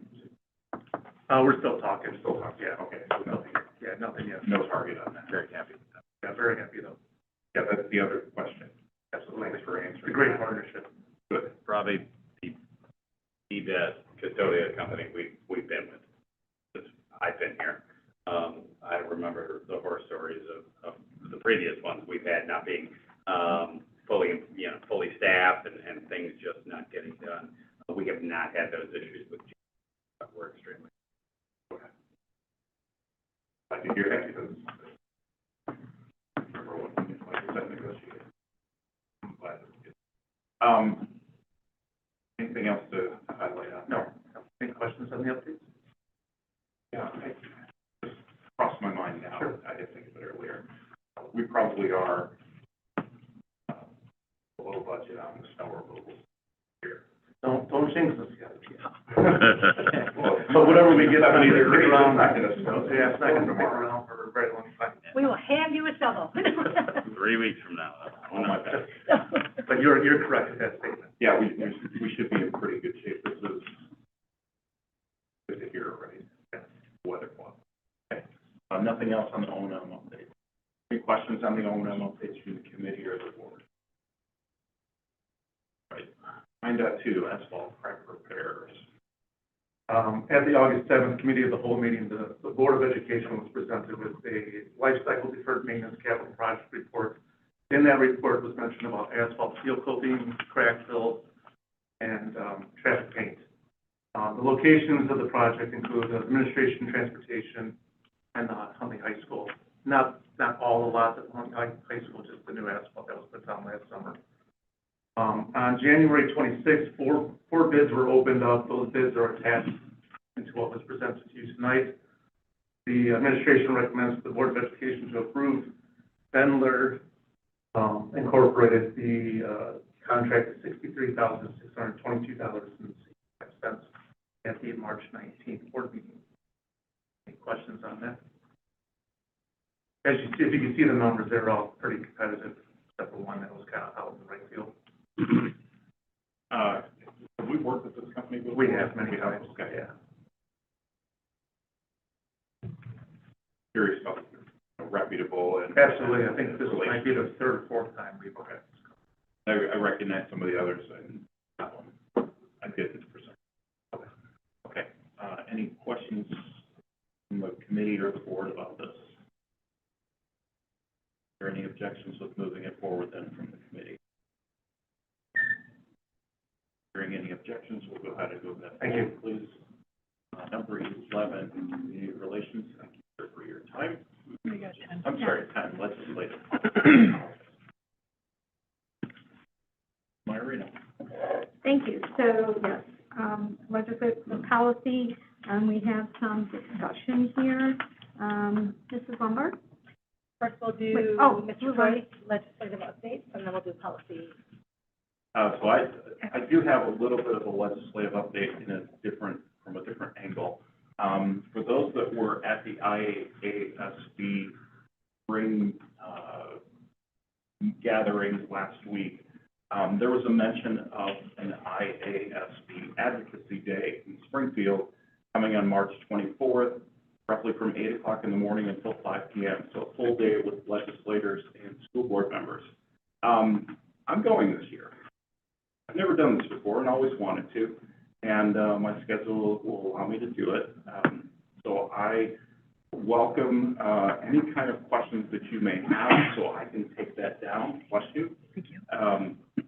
They did submit a survey here of different general topics to discuss with legislators. I will send those items out to the board. If there's anything specific that you would like asked, send it to me. Happy to take it down. They asked that I provide all of us who are participating provide the legislators that make up our school district. So I'll be sending that down, and they will work to coordinate with those legislators to have some face time and meet with those people. There's supposed to be a general welcome time or welcome session, and the people who are scheduled to be on that are the Deputy Governor for Education, Martin Torres, House Leader Jay Hoffman, House Minority Leader Tony McCombie, Senate Education Chair, Senate Education Chair Senator Meg Loughran Cattell, I believe, I'm probably mispronouncing that, House Education Chair Representative Michelle Mussman. So it looks like it's going to be a very active day of participation. So again, if there's anything that is on your mind that you'd like to pass forward, I'm actually going to do this, and I'm looking forward to it. So that's my one take on that aspect. Also, regarding the dinner, I know there are a number of you were there last Thursday. For the board members who were not, the topic was AI, and there were some administrators who were there too. Hopefully you took something out of it. The gentleman who was presenting, I thought was fantastic. Presented a lot of information. His background, he works with a statewide organization that helps municipalities guide through technology questions and issues. And their organization specifically works with municipalities. He is dedicated for regions that I believe includes ours, but it's like right on the cusp. Henry County going out to Winnebago, as I recall. So it was great to meet him and get his thoughts on AI and how it works with schools, and then also how we are aligned with some of the practices that he has observed and discussed with other school districts, community colleges, and municipalities as well. So if you have any comments, please share them. Go ahead. That's my 3 cents for the evening on legislative updates. So. Mr. Troy, I'm also attending the advocacy day. So I registered myself for it. I've been working on, I went to the advocacy session at III. So I've been attending the meetings and even looking and considering going to the federal advocacy day as well. So I've been participating in those meetings. I'm still undecided as to whether or not I'm ready for something like that to go to the federal level, but I will also be in Springfield on the 24th, so maybe we can tackle, because I know there's different times for different topics, so we probably cover multiple topics. So. Yep.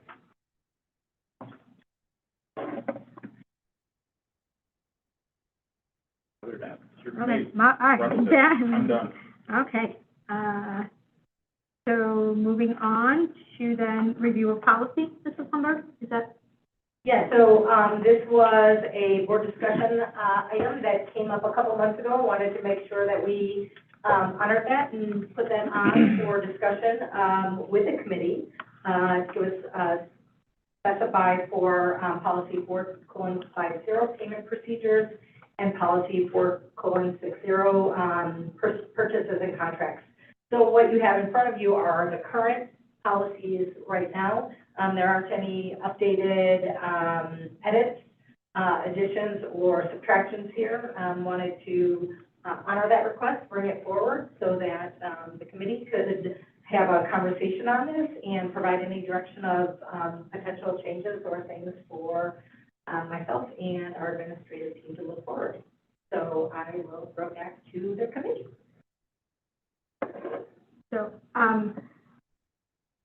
I think one question that was something new that kind of came up, as we transition to Skyward, correct? And we had the question of having one blanket PO, and is that new permanently moving forward, or is that just for the rest of the fiscal year? So what does that look like, Mr. Olmeyer, in terms of a blanket going over? So unfortunately, Skyward does not have the monthly standard, what we call a standard, PO that we have the board approve. Skyward is a system that the majority of school districts, for instance, in the state of Wisconsin, utilize, and maybe, 40-50% of the school districts in Illinois are using Skyward as their ERP package. Their version of the standard purchase order is a blanket purchase order, is a one-time purchase order, rather than having the board approve a monthly standard amount, so that when those invoices come in, they could just be processed and paid timely, so that we can pay our vendors and partners appropriately. So let me give you an example. So we're going to be looking at every single blanket PO that we ask the board to approve. In the short term here, right, the board will be approving a 3-month blanket PO for the remaining part of the year, so that when we do go to Skyward, you'll see that. But then come probably the June or July board meeting, we will have the board approve the following year's blanket PO. But when we're reviewing all those, one that you might see, for example, would be the ComEd electric bill, right? We will probably set that blanket PO to agree with what the proposed budget is, right? So that when those bills come in, the board not only has approved the budget for electricity, but it's approved the blanket PO for electricity. So when those invoices come in, they can just simply get paid. Another one might be contract custodial, right? We rely on we treat those employees like they're our own. They're in our buildings all day long, and we want to make sure that we pay them timely as well. So we'll be looking very closely at what those blanket POs look like, just to make sure that we can make those payments. Another one might be our private facilities, for which we have some of our most needy students, so that when those invoices come in on a monthly, quarterly basis, and the board already knows that we owe those amounts, that we can make those types of payments. So we'll be looking at that very closely, and we do expect to reduce the number of blanket POs from the number of standard POs that we have today. One of the things, would this be beneficial to the board? So I know you talked about ComEd, some of those. I am going to bring up one, not for discussion around this, but they may have the blanket around Partners for Prevention, right? It's divided equally over that. So are you're saying if that were to, you will be seeing something come forward looking different, but if that were to, whatever that might be, if they are saying it is this cost and now we have a blanket PO each month that's going to be this amount of dollars, can we bring a list, could we easily put a list together of all of those to the board so that the board would know, here are the ones that we are bringing forward, and you will see that divided across. CareSol is maybe one. There's a variety of things that were maybe we have that contract and it is for the year, but it's divided. Would that be beneficial? Correct. Yeah, I want to say correct, but sometimes, right, for some of those things, depending upon how they invoice us, Yes. because we may not know at the time. We just know that, right, we want a standard PO. For instance, we may do a standard PO for snow removal, right? Because when we receive an invoice for that, we need to make sure that we can pay some of those smaller vendors that are doing the work. But we do have some for which we do know the dollar amounts. We have leased automobiles with Enterprise Fleet Management. Those dollar amounts are the same and reoccurring each month. We know exactly what they're going to bill us for the next 12 months. We could do a standard PO for that. The idea, I think, is when we do present that blanket PO to the board, we'll try to give that to you in a separate report so that the board is very well aware of what it is. And if we have to provide some commentary or talk about a few of the line items when the board approves it, so that the board better understands exactly what that vendor, maybe partner, is doing for us, we can do that. Does that answer your Yeah. question and provide a little support, Ms. Lombard, to what you were looking for? I mean, you asked me a question. I so was wondering, one, can we do that? I think it would be pretty easy to pull that. We would Yeah. all know from our departments if we have contracts like that or payments like that. Right. So if we could provide that, is that something that the board would feel that's beneficial information to have for the year? And we know some things might fluctuate a little bit with electricity, and then you talk about those on a monthly Yeah. basis when we look at, our dashboard. And I would propose doing that when we, closer to year end, when we issue the blanket PO for the whole year.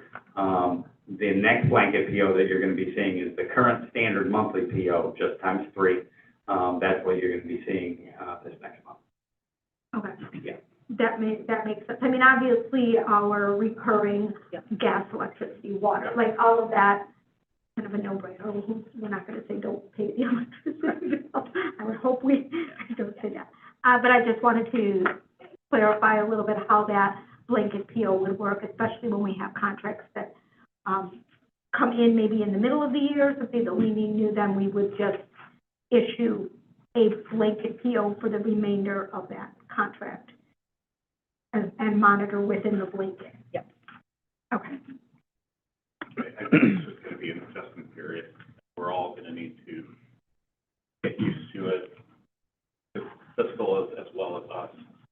It's a change, and it's a substantial change in how it's tabulated, recorded, all of that stuff. So the more light that we can shine on it, the better it will be to adjust to this new software and the new process. Does anyone else have any, questions, with, regard to policy 450 for operational services? I guess that's the big question. Is there anything from a policy standpoint that we need to change to adjust to the new software? That's the real big question for me. And I don't think so. And I didn't. Based on my review and understanding of the policies, that would be an AP versus a policy. Right. So as I was reading through this, that was my take on it, but those are my eyes, and I wanted to get another couple sets of eyes to go with it. Right, if we look at paragraph 2, that does take into consideration a lot of those things when we're talking about utility bills, that kind. And so I think the others will be covered if we just put a list of, here's what our contracts are for the year, even if they don't meet that threshold of the 35,000 or higher, but here are what they are for the year, so that all of you know what that is. There would be that blanket PO, and then we would have that update, on our monthly dashboard. I think that would cover the other things that would be falling under, paragraph 2. But that's more of a procedure. Yeah. Right. Okay, so that's 450 now, and then that carries over into 460 with the purchases and contracts? Yeah. So I just have a quick question about the threshold on the expenditures. Can I, a little bit of clarification on supplies, materials, and work involving an expenditure in excess of $35,000 must comply with state law bidding procedure. So if there is some place that, when we get multiple purchase orders within a contract and that exceeds, are they handled then individually?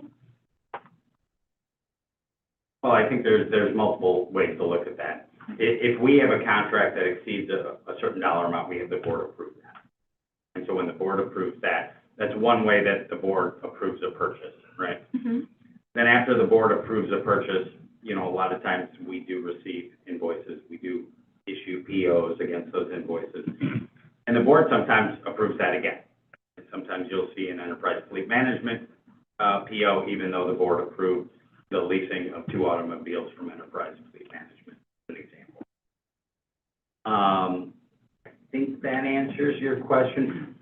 Right, we follow the state code with regard to when something requires board approval over $35,000, or when it requires a bid. I'll give you an example of one, Yeah, maybe this will help. Go ahead. And this You is might. this one, So, Smart Social, right, it's Media Leaders LLC, is I think what the bills come under. But we, work with them, for two, main tasks. One is the student helpline, and so that's one invoice that we get from them. And the other is for that library of resources for, parents and for, staff. And so that is the second, service that they provide. It's the same company, but is this what you're asking? So they're each $18,000. Does that meet the threshold that it's over 36 because it's two different services? Is that what you're asking? Yeah. Yeah, and no, they would be, according to state code, that would be two separate services, two separate invoices, two separate dollar amounts. But we can do our due diligence to make sure that you are aware of all of those contracts that we have moving forward. And I think we started that last year. And I think, Mr. If there are Rivera separate- put right. something out in your 10-year, and a couple of you commented on that, and we will mirror that with all of our departments to make sure everybody is aware of what those are. Those are things we look at annually to try to see operational efficiency. Can we eliminate some of those? But Right, and so I just want to make sure that from an optics standpoint, it doesn't, that we're not circumventing board approval on a contract by issuing multiple purchase orders that are under that threshold, so that the contract doesn't come through as past the board, because it's underneath the threshold. I don't think that we're not the one issuing those separate POs. That's how they're billing us. So they're billing that as two separate services, not one contract. Does that make sense? Well, right, because Correct. there is, I mean, well, typically when we start doing business with a new partner, a new vendor, whether it's curriculum, it's HR, it's fiscal, it's operations and maintenance, there is no intent that if there's multiple contracts issued, maybe it's a software company that provides a bunch of different services, and we start utilizing one service and there's a contract. There's a contract for a small dollar amount that does not have to come to the board because it's less than $25,000, $35,000. Then we enter into another contract because, or there's an amendment to the contract because there's another component that is another dollar amount that's less than that amount. That would not be the intent to circumvent the board. It's just, that's how sometimes things happen over time. If you're seeing invoices that you have questions on and you're wondering, well, the board should be looking at this as a whole, we can certainly provide that information to you. That certainly would not be the intent that we're trying to circumvent the board approving that given service or that given contract. no, and as it's like, okay, we're moving along, it's the next year, but then if we anticipate and we're like, hey, we know this is recurring for the past 2-3 years, we've been getting $18,000 for one service, $18,000 for another. If we know that it's going to be coming forward for now the third or the fourth year, we know that the total to that individual would exceed the threshold. So does it make sense to have the contract and then have that contract that's blanketed over for X amount of years? That's something, because we're a busy district, right? We're moving along with business. Yep, here's our purchase order. Here comes this. Not that it's necessarily intentional, that it's just we go in the routine and then we miss that we could have known ahead of time that this is going to be in totality, this dollar amount. That's all. Yeah, we can certainly keep our eyes on that. I think the number of times that happens is probably relatively small. We don't have that many vendors offering that many different services for which we would see this example. But we can certainly keep our eyes on that and bring that forward to the board. You know, I say good news, bad news. The good news is the board is definitely seeing the POs on a monthly basis, and approving those POs for that service. But is the board aware that, well, we actually have two contracts now with this service company, and both of those contracts exceed that $35,000? And does that require bid? Well, if it's technology and software and it's a specialized service, that's an exception to the bidding contract, right? It's printing supply equipment, that's an exception to the bidding contract. So per state code, there are certain things that are exceptions to the bidding code, for obvious reasons. So. Right, because you want to bid. But we can certainly keep our eyes on that, and if the board sees something and wants more information, we're happy to provide that as well. We've we've looked at that, and because with that example with Smart Social, that was, contract was brought forward because it was something new, just as you said, Mr. Altmeyer, for bringing something new. We want to share that with the board, but then after that, because it was under that threshold, it wasn't, but we should be putting those on the reoccurring. I think in the summer, right before, school year, we look at a lot of the things that are L&I, start to come to the board, and then we put that list together to say, we're still utilizing these things even though they don't meet the threshold. So we will make sure that we have that list as well for each one of our departments. And again, this all focuses and it comes back to, you know, these tough decisions that we're going to have to make and streamlining and making cuts before we make cuts to kids. Thank you. So, yeah, I'm glad we had this discussion and got some clarification. Does anyone else on policy have any comments or questions on? I have a comment. Since we didn't have anything for new business in this committee, we do that at board meetings, but I just wanted to make a comment and maybe bring up a concern, so to speak, for the policy that was used in all the letters to all the families for the protest that happened a couple weeks ago. I know when I read it, and I'm just looking at as far as like violating rights of others, students should get the exercise of their rights, but, you know, sometimes that sounds a little, I'm just wondering if we could revisit how to reword this policy in the sense of, because all of the students that chose to not do that, I mean, was their rights violated to learn? Because it was a complete disruption of learning. What policy number are you looking at? That it would be 7130. 7130. So that is one of the two policies of activities that we are doing with the Parent-Teacher Advisory Committee. It's not, doesn't fall under that purview, if you will, but I think that it has a very close connection to the discipline and behavior policies that are out there. So that is one of the topics that we talked about there. That's just one avenue. I believe Dr. Beelan is having some conversation with the Student Leadership Council, maybe tomorrow morning. I don't recall exactly. Next week, around that. But this, in my letter, we definitely wanted to continue to look at that to make it more clear, right? So there's different ways to perceive it, different ways to look at that. And again, it is not to violate any rights, but what does this, we need to be clear. Should we be adding something to the student handbook? There'll be some conversation, and the discussion that we have next week will also be bringing forward to, to the board. So please know that that did not just, the letter went out and.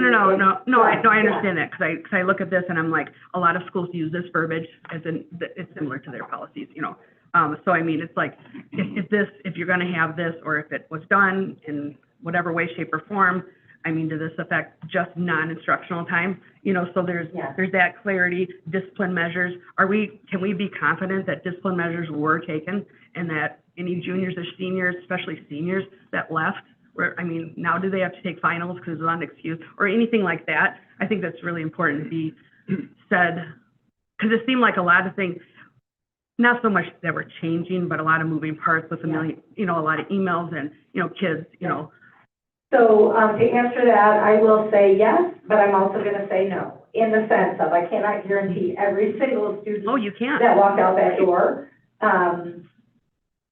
was identified, and that was a large number.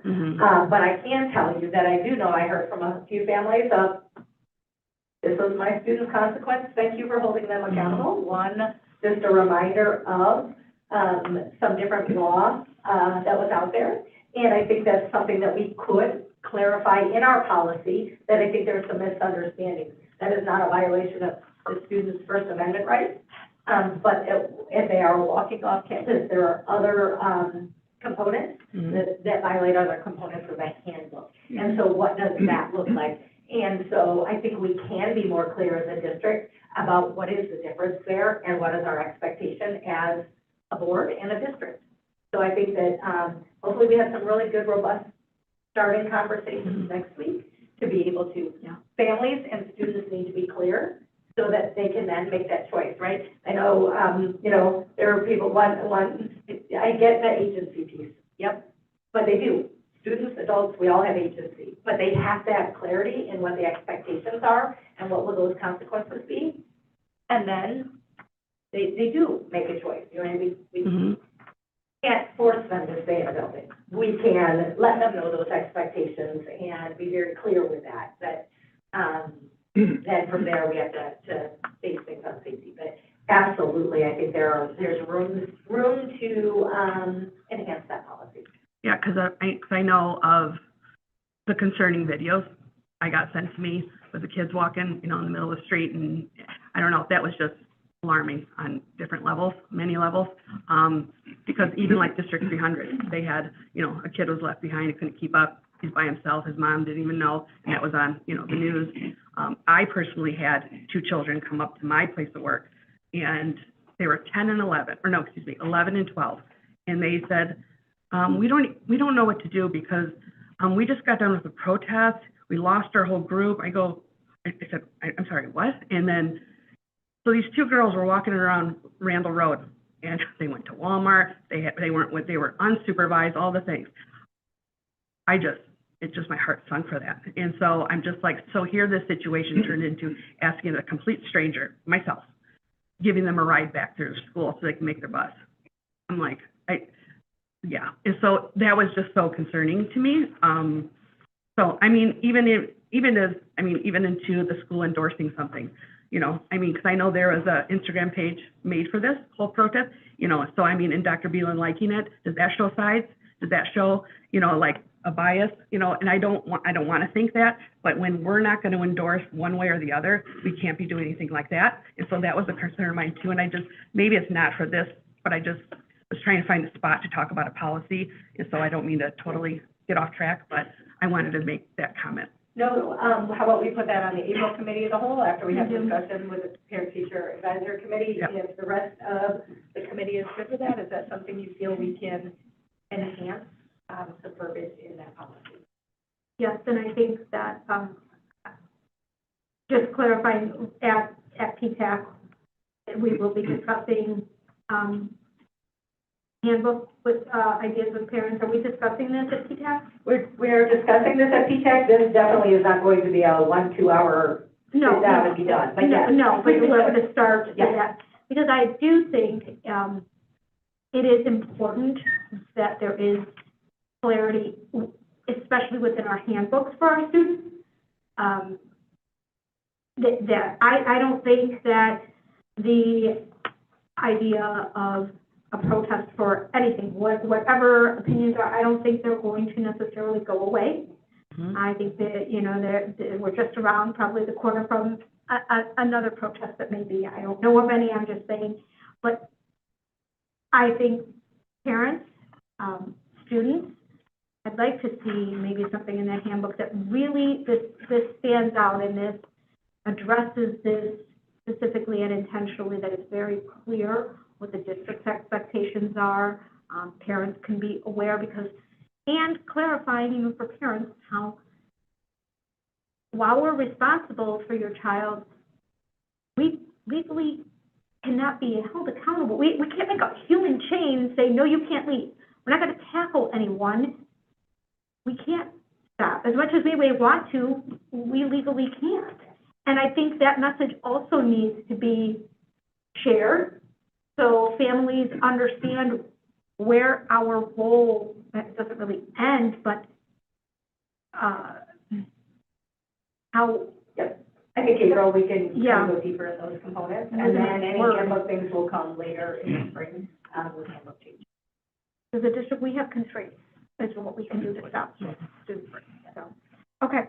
Yeah, I think my main point was on safety, because it's like all the things that could happen, and we don't want anything to happen to our students. We all, obviously, but in taking a stand too, we can entertain that thought too, like make a hard line, like we're not doing this. If you want to protest, find this on the weekend. We don't want to disrupt learning. We're not citing either way. That's not our message.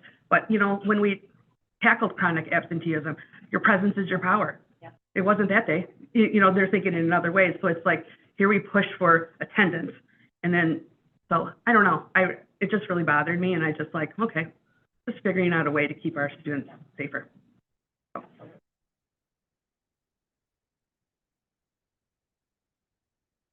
so really, quickly circling back, we're moving 7130, to bring forward in April with regard to policy 450 and 460.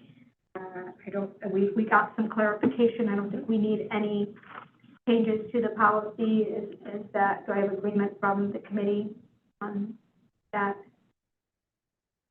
And the rest of the board? We're good? I don't think we need any changes. I guess, a couple questions. One, you know, you're gonna have those months that we only meet once, so you're gonna have two things in there.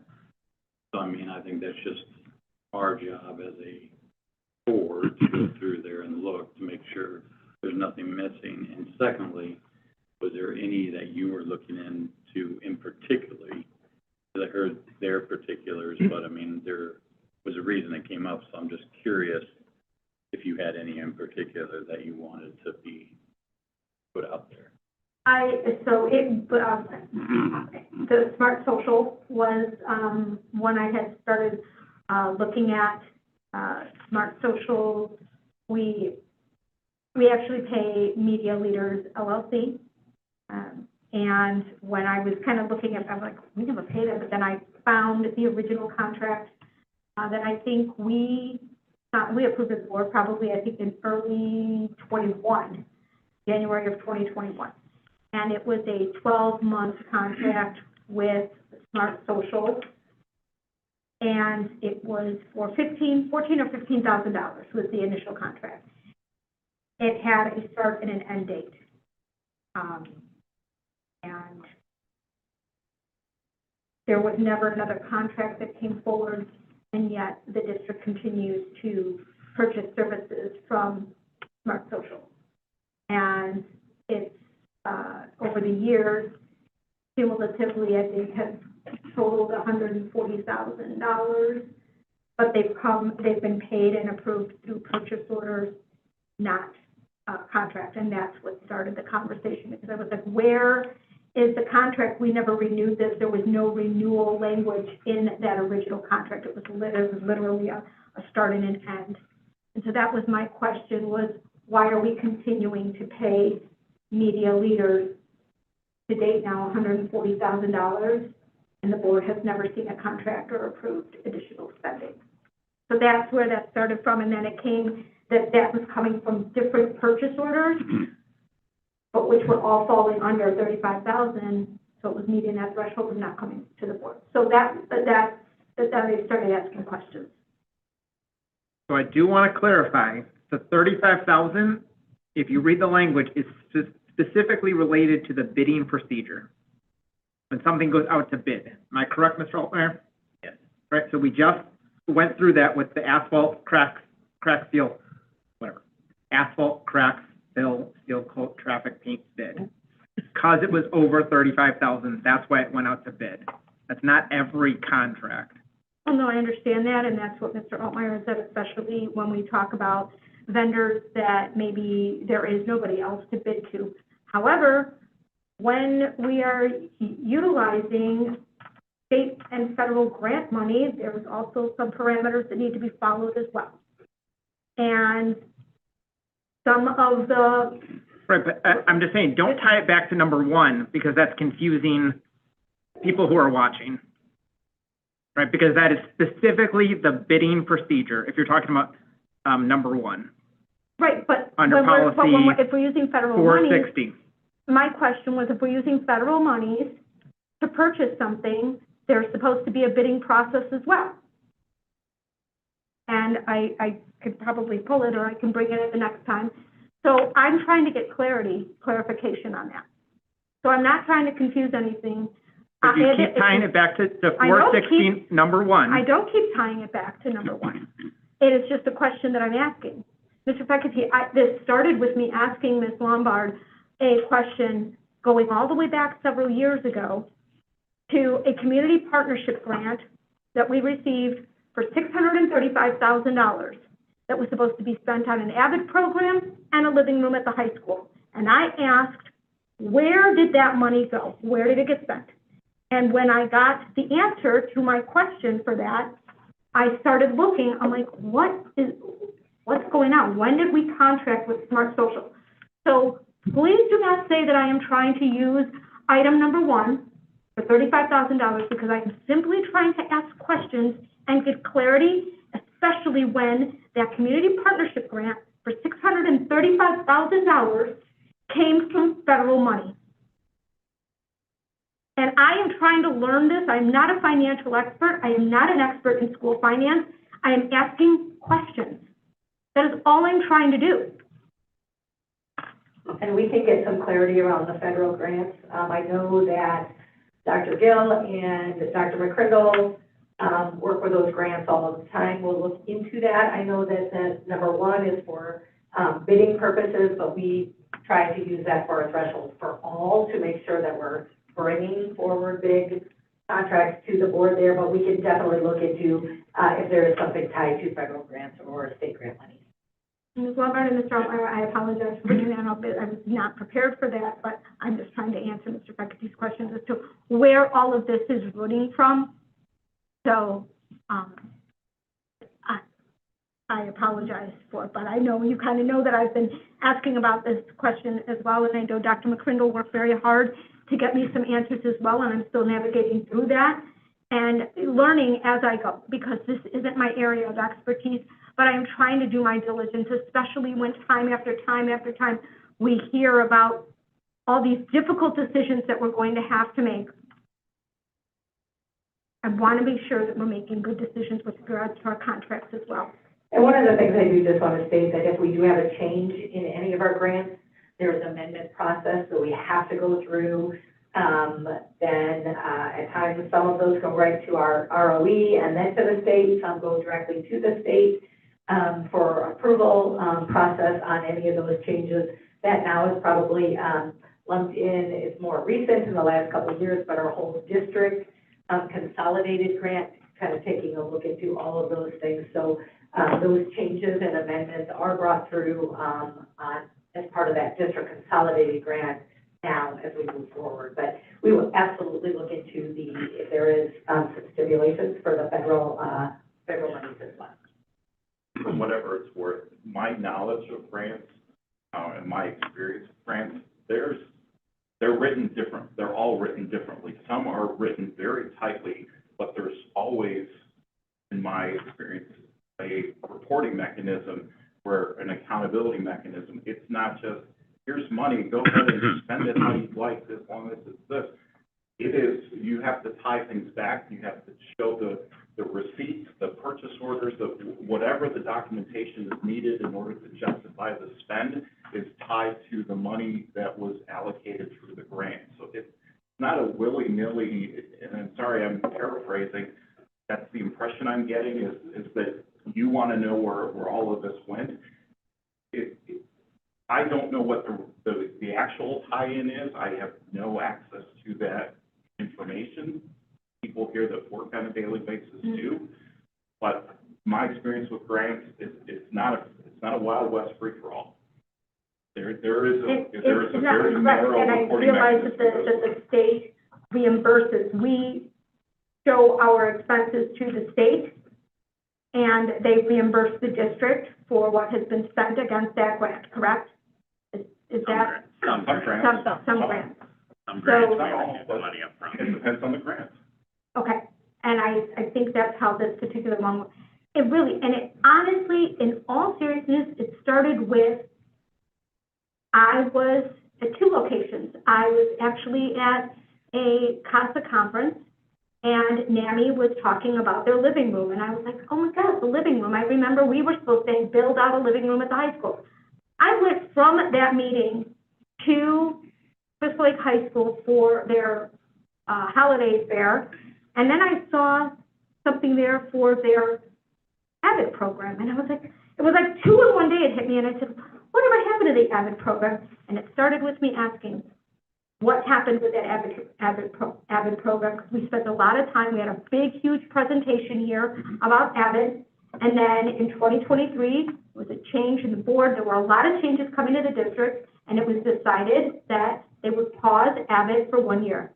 And AVID was a program that was supposed to be at the middle school, and I simply asked, can we bring that back? And then I was told that the funds, the $635,000, was allocated to other things for college and career, mental health. And I asked where that money, that's $635,000 is a lot of money, but it adds up very quickly when we've got $90,000 contracts, $50,000 contracts. It can be spent very quickly. I simply asked the question because I was like, is it time to bring Avid back? And it opened up a can of worms. And I can't just let it die there and be like, well, okay, they just spent it. I started asking questions, and that's how all of this conversation has started. And Mrs. Marino, with the grants, the way that those operate, whenever you're given a grant, it gives you a time period you have to spend it within. Yeah. So with Avid, we chose as a district not to continue, obviously, Avid, and that was in 2023, I feel like we did that. But the dollars had to stop, we had to spend them by a certain deadline. So then we did write an amendment, to the grant at that time, and then it gets approved by the state, and the state says it still aligns to the original intent of it. You're good. Spend the dollars. Similar to the teacher vacancy grant, which we have currently right now, we've written that grant to help support teachers getting their endorsements for our high need areas, LBS 1, special ed, EL, et cetera. And then if we don't spend all those dollars, we write an amendment that then allows us to leverage those dollars to help support Tier 1 materials for teachers, which helps them be able to teach. So we were able to fund some of our elementary literacy purchases. And so there's checks and balances throughout that from the state level of the intent is to spend the dollars this way. We have to then submit something and prove that we are still planning on spending it, and then they have to say yes, and then they come back and reimburse. And so I know that. I didn't honestly go looking for all of this, it just kind of came, and then as I asked questions, and then I see Smart Social, and I'm like, we're media leaders, we're still paying these people, and and I'm like, well, where's the contract? When did we approve that? Just my brain working and asking questions. So I'm not trying to come off as like this, big old meanie that's just trying to make a ruckus of things. Asking questions.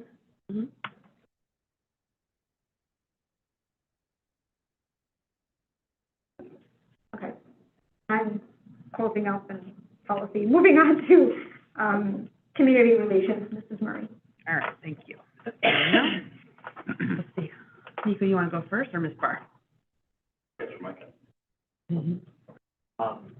Quickly, just a quick update is, we are going to be starting the application process for choosing the next advisory representative. A communication will go out to sophomore students and families soon, and then we will provide a further update at the regular board meeting for March. I would also like to let the board know that this is a process that is being led by me and Emma with a partnership with Ms. Lombard and Ms. Barr. But me and Emma are the driving forces behind what we're looking for in the application and so on and so forth.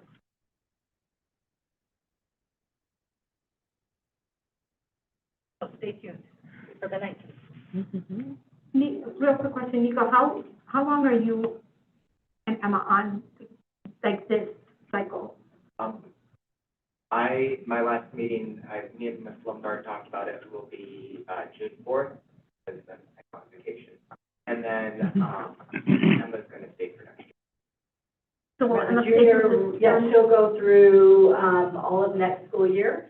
So it will be Emma's our senior representative, and then whoever is selected will be the junior. Then around that June timeframe of next summer, Emma will fall off, but then someone else will be coming on and they'll roll up. So there will always be that continuity of one of the two of them staying. Does the student rep stay on through the summer? I think that was my question. Do they attend our meetings? Well, that's up to us. I think it's kind of quiet for them, but Right. we will leave that up to them and the board. That might be a nice break for them, but Right. we can talk about that. Gotcha, That was thanks for clarifying that question.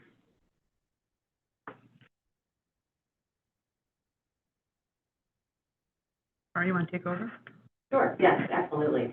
First, I'd like to apologize for my accidental overexcitement and hitting the button before it was time. I did submit a board update for everyone, just so that you can kind of see some of the things that, the communications team is continuing to work on. And I do like to show these at our CAL meetings, the what's great, because this is something we're working closely with principals on and our buildings on, and I again think it is, it's truly a labor of love. It's a wonderful way to show what's happening in our buildings. That was truly the intent of this, for families who don't get to see what's happening in our classrooms and in our schools on a daily basis, and some of you don't either. So if we could, I would like to share the video, and then I'll circle back.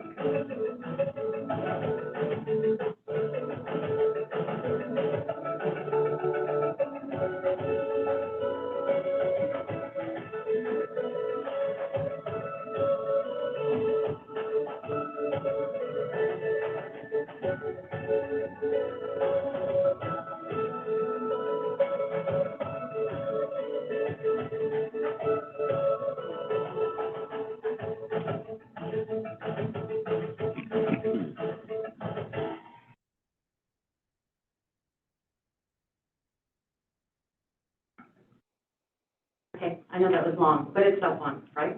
It's just such a great reminder of all the great things that are happening on a daily basis.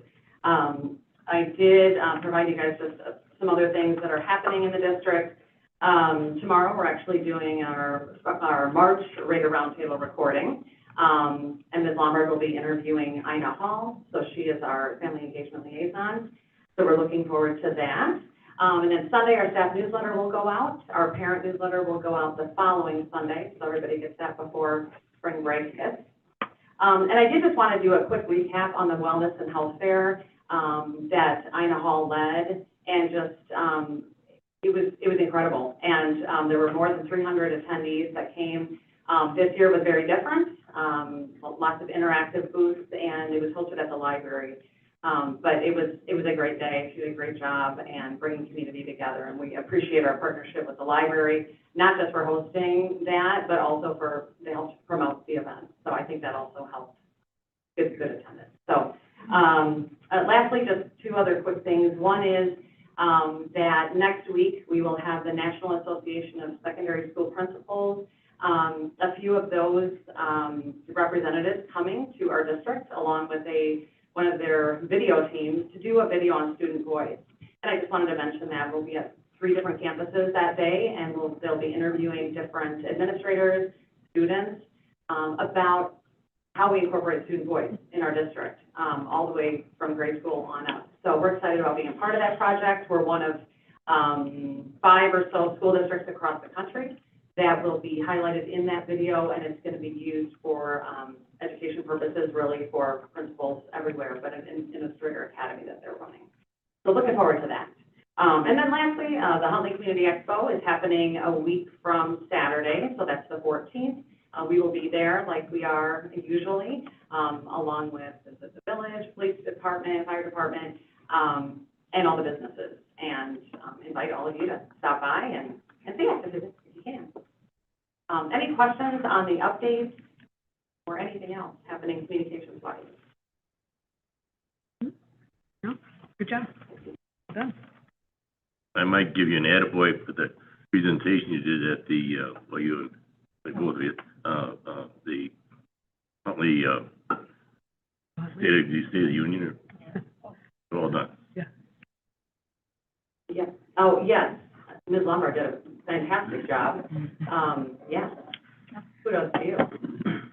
Yeah, I think it's great to be doing that every year, and we've been invited to, somebody brought it up at one of the meetings, is this something that any of the other areas do? We've been invited to the State of Education through the Algonquin, like in the Hills Chamber, and that is in April. So I will be presenting along with the superintendent for 155 and District 300. We'll get more information. And 13. May 13th, starting in April. I just wanted to add that I thought the resource fair was amazing, and it was really great to see community come together, as well as the diversity in the services that were there. So from everything from sleep to physical health to park districts, it was really great to see the community come together at that event. So it's well done to Ms. Hall too. I also just wanted to mention, we had 2 social workers who contributed to planning that as part of their work for their national board certification, and so they supported Ina's work, and so it really came from such great experts in our district. So I wanted to shout out to them too, because they did put a lot of hours in for their national board certification. So. All right.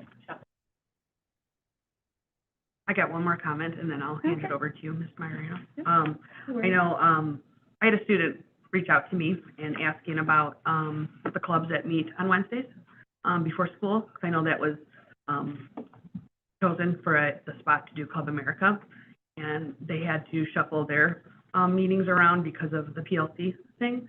And I know, there's another one that the Black Student Union, I believe, meets, and that is also, it was led by a non-PLC person, that's why they could do that. But her concern was that the advisor for the Club America is not part of the PLC either. And so I just want to make sure everything's running fair over there for our club. I had 2 parents reach out to me. I've spoken to high school administration. Cool. and the associate principal who kind of oversees the activities and all of that, so there was absolutely something that they could look into there because there are two advisors, if you will, for that that club. And so I do believe that March is a after-school activity because of an event that could happen during the day that they're doing, or maybe a fundraiser or an event that they were doing. And I have reached back out to the high school to recircle back, what does that look like for April and May? They should be the ones ensuring that students and advisors are aware of that. So that, again, one was a couple weeks ago, we addressed it, and so I don't know if that's because of April, but in talking with him, he felt there was absolutely something to work through, and so did circle back just to make sure that that is being addressed for equity.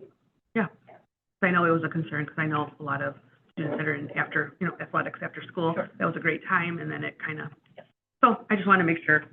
And that's for any club and organization. I was just going to say that, fair opportunity for any club, whatever that reason is, change it. And I know NHS started meeting again on late starts, because that was a major issue for them. Sure.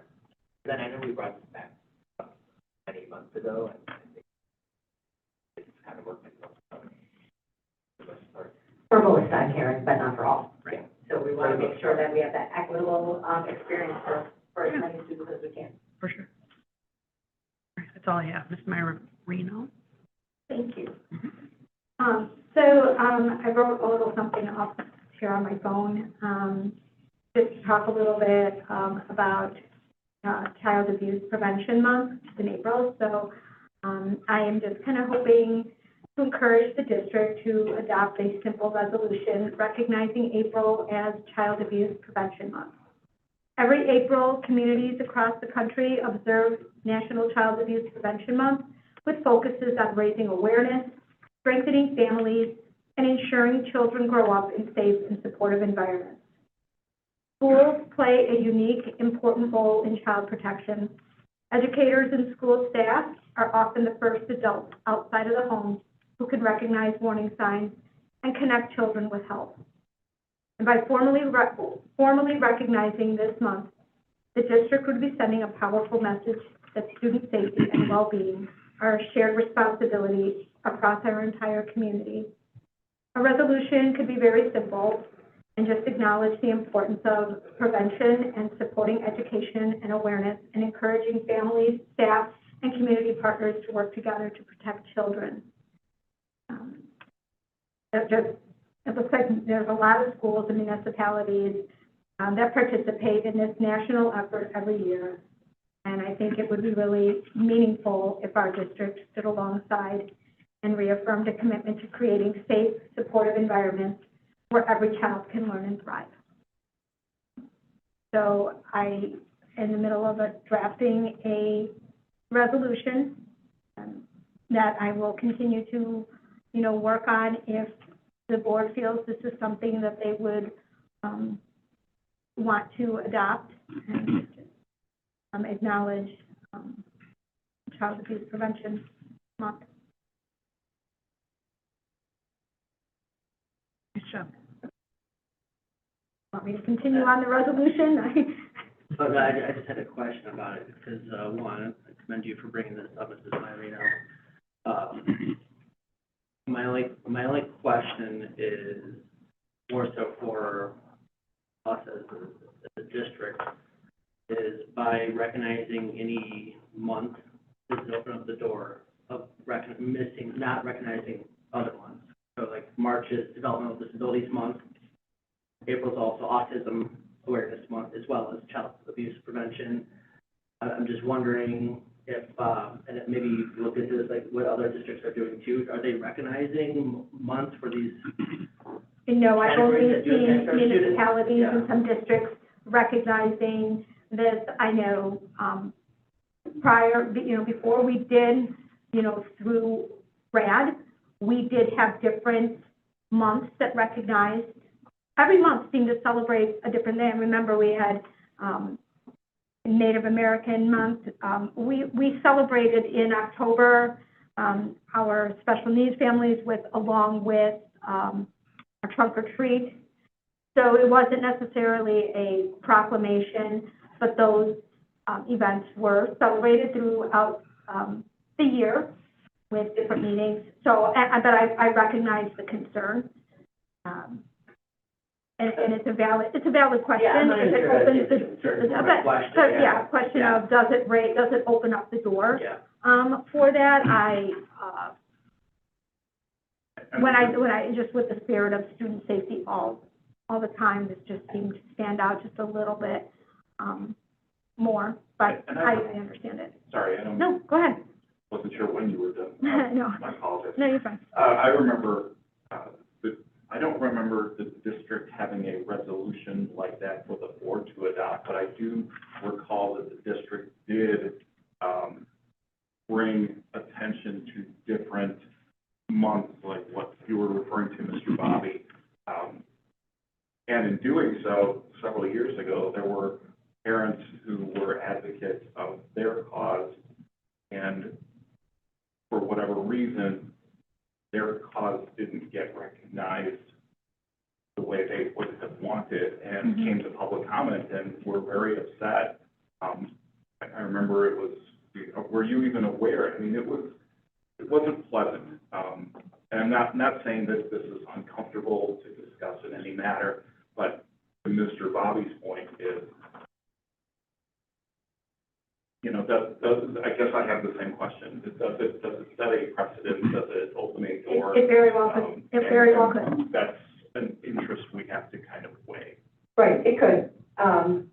We will always miss someone unintentionally, right? Yes. Does that mean that we don't, if there are certain things that align with various parts of our strategic plan and our mission? No. My question to you, you said a lot of municipalities and school districts, are you saying this as a joint between the two of them? No, individual, I didn't know if that would be a partnership, that would be something you would. So it's just something I had seen, a couple of places post that they were adopting and, making just more like a proclamation that, that particular municipality or entity would recognize April as, Child Abuse Prevention Awareness Month. I would suggest you think long and hard about it. When I talked to the Village of Huntley or the McHenry County Board, they've had in-depth division over things like this. Yeah, I think it's a great idea, but just a quick Google search, there's 85 national April month celebrations. Yeah, That's probably just the top of it, but I do not think, I very well think it's a very good topic.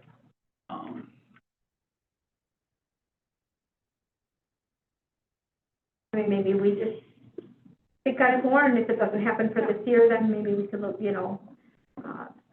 tackle it and bring it forward for next year, as well. There are some things that we can look at to see if any of our resources that we have out there could be something that goes in the family newsletter in April to share resources. We've done that on a variety of different topics, around some of the things that have been brought up here at the board table. So we can absolutely look at that, and that could be a step in the right direction for that. Yeah, I just want to thank you again for bringing it up, because this is one of those situations where we all mean well for doing this, and I agree with this concept. As you said, Ms. Lombard, there's that unintended consequence of like, wait, you're acknowledging this, but what about us? Like, and now I feel slighted.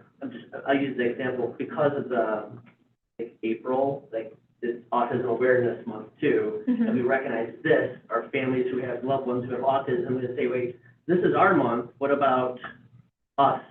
I think, even though I agree again with the concept, that's the challenge and the unintended consequence of this, this idea, and maybe it's even the fact that we're talking about it here, hopefully people are listening. Yeah. Yeah, that you brought it up, that, hey, are you aware of this?